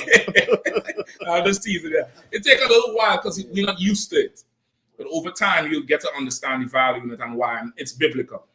All right, go ahead. So there's 2 questions. One from Kim. It says, what is the marriage contract? And then Kwama Ida says, sir, can you court or marry outside the school? Okay. Who answered about the marriage contract? A Kim. A Kimma? No. Kim. Kim? Kind of one kind. Okay, Kim, there's no marriage contract. All right. In fact, I'm lying. The marriage contract is that bed sheet that should have blood on it. That's a signed marriage contract. It should have blood on it because you're the first man she has ever had. In the Bible, biblical times, that woman, she would have never had a man. So you go in onto her, she's going to bleed. You're supposed to come out with the bloody bed sheets and show her father and the priest. This is proof. I had her, and I'm the first and only man she's ever had. And they would be rejoicing. They would be rejoicing because this was pure. And it says this is the tokens of her virginity, meaning this is the proof this happened. And you would keep that thing there as proof. Nobody could come and say, yeah, man, I had her so-and-so. Hell no, you didn't. I got the bloody sheets. If you had her, where is it? And that's for the father. The father keeps it so you can't come back and say anything. In the Apocrypha, Tobias, when he took that sister who was vexed with the demons, the father wrote on the paper, a paper for him to say that he's given his daughter to him, right? If you want to use that biblically. But a marriage contract does not come from the courthouse. You could have something with the father. You could have something in writing with the father. He paid the 10,000, or he paid 5 with promise to pay 5 in 6 months because of his good nature and his good reputation. He comes from a good house. I'm giving him my daughter anyway, and he's trusted. I have faith that he'll pay the other half in 6 months. If your reputation ain't so high, he might take half your money and keep her and say, well, you could come visit. You could come have dinner in the house every Sunday, but you ain't touching her until I get all that money from you, because you shady. I ain't too sure about you. I ain't sure about this nigga here, but dad, nothing. And you better work to increase that reputation in 6 months, because you might come with the other half and he might give you back the 5 and say, look, go buy a cow, brother. I'm keeping her. Who the hell knows? That could also be a contract, but you don't get no contract from no courthouse. You understand? We free men up here. I don't ask the white man to marry nobody. White man don't control what goes on in my house, in my bed, in my mind, in my heart, in my spirit. He don't control none of that shit. You get the point? White man control Diddy. And you see what he does. All right. So as far as the contract, that's what it goes. What's the other question? From Kwamaida says, sir, can you court or marry outside the school? I mean, you could do anything you want to do. You could court and marry outside the school if that's what you want to do. I would not advise it, because you might end up with Diddy in your bed. You might end up getting beat in front of an elevator in a towel. A nigga in a damn towel. Why shouldn't they just pull the towel down and shame him? She pulled the towel, and the beating would have stopped. You get what I'm saying? The beating would have stopped. But boy, Diddy don't have it so bad, brother. All she could do is curl up on the ground because he's been beating her so bad. She's a full victim at this point. You marry outside the school, you're gambling. You're gambling. You're gambling with ending up like her or ending up with a man like him. I would tell you, gamble in here. Because whatever goes wrong, you can always go to authority that both of you are respect and yield to, which is your camp leader or the general. You could always do that. But you marry outside, I mean, I don't know what the hell is going to happen to you. It's that's on you. And then when the problems come, guess where you're going to go? You're going to come here to solve your problems. The issue is that person doesn't believe what we believe. You went and married that person. There's only so much you could do for it. There's only so much.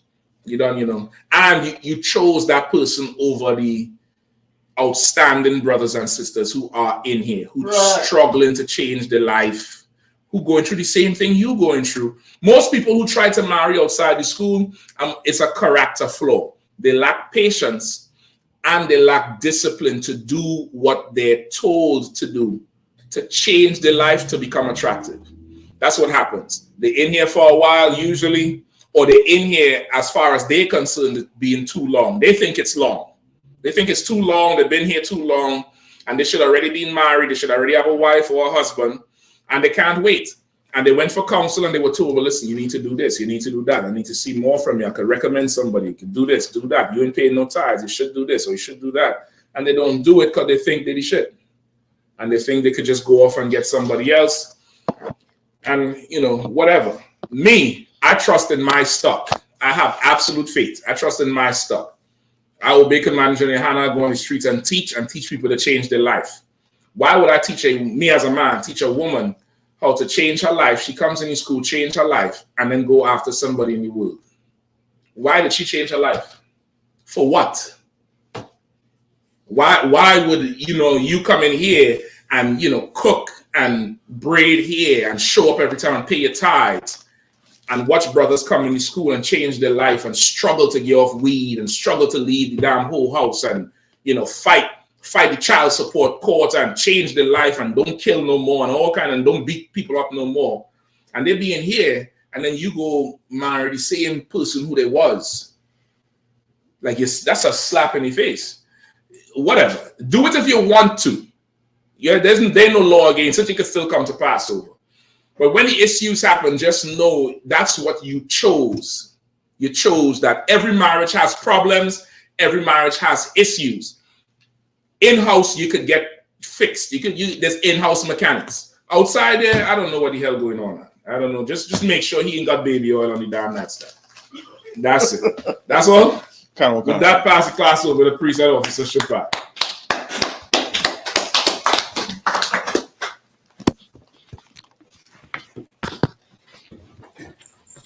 I.S.U.P.K security announcements. We the I.S.U.P.K out of 1 West 125th Street, Harlem, New York, on the Commander Junior Yahanna.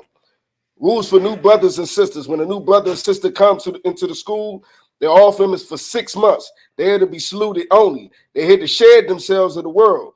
After 6 months, if a brother or sister has an interest in a particular person, he or she must get permission from the head to speak to a brother or sister.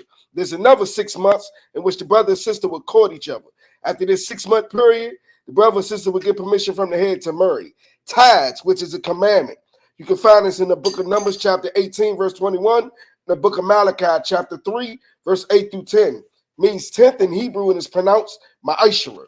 10% of every penny or any of every penny of any increase the Lord gives you, give to the Treasury Department or teacher. Priest fund, free will offering for priests, not mandatory, whatever amount you would like to give. Upcoming Holy Convocation, memorial of blowing of trumpets, first day of the 7th month, Wednesday, the 2nd of October, 2024. You can find this in the book of Leviticus, chapter 23, verse 24 through 25. Also, the upcoming cookouts, I.S.U.P.K cookouts. We got the West Coast cookout in Southern California, September the 26th through the 29th. So like, then we got the Down South Austin cookout, October the 31st through November 3rd. Also, we got the Lord's annual 56 Passover, 56 annual Passover in Atlanta, Georgia, on Saturday, April the 12th. You know what I'm saying? Remind everybody to get your arrangements together, book your hotels, get your travel arrangements together. You know what I'm saying? Make them glorious gowns, you know what I'm saying, and them glorious garments. You know, we're going to have a ball. Anything you want to add, sir? No, I'm talking. You talk about California this weekend? Call concert. Call concert. And Austin. Call concert. No sign person. Call.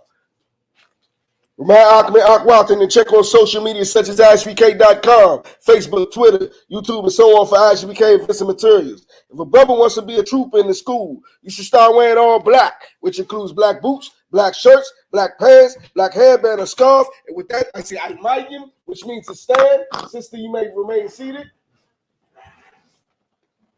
We'll give a courtesy salute to the teacher. Men of Israel, Madam Shabbat, Imaidim, Barak, Yahweh Hashem Yahweh. Next time. Yahweh Hashem Yahweh. Yah Yamatah, Saw, which means to turn. Sister, you may stand. Imaidim. Go give a courtesy salute to the sister, men of Israel. Go on, sister, face the brothers. All right, and you stand right hand over your left like this. Right hand over your left, and heels together, toes apart. All right, that's how you would stand in the school when you're doing the salute. Go ahead. Oh God. Men of Israel, Mighty Shabbat, Mighty Barak, Yahweh Shema, Thamba Hashem Yahweh. And sister, you would repeat Yahweh, Shema, Il, Athan, Bahashem, Yahweh Shai. And what we said was, may the Lord protect you in the name of Christ. And watch over you. Protect and watch over you in the name of Christ. And you just said it back to us in Hebrew. All right? That's what you just said. That's what he said. Okay. Go ahead. Yad Yamatah, class dismissed.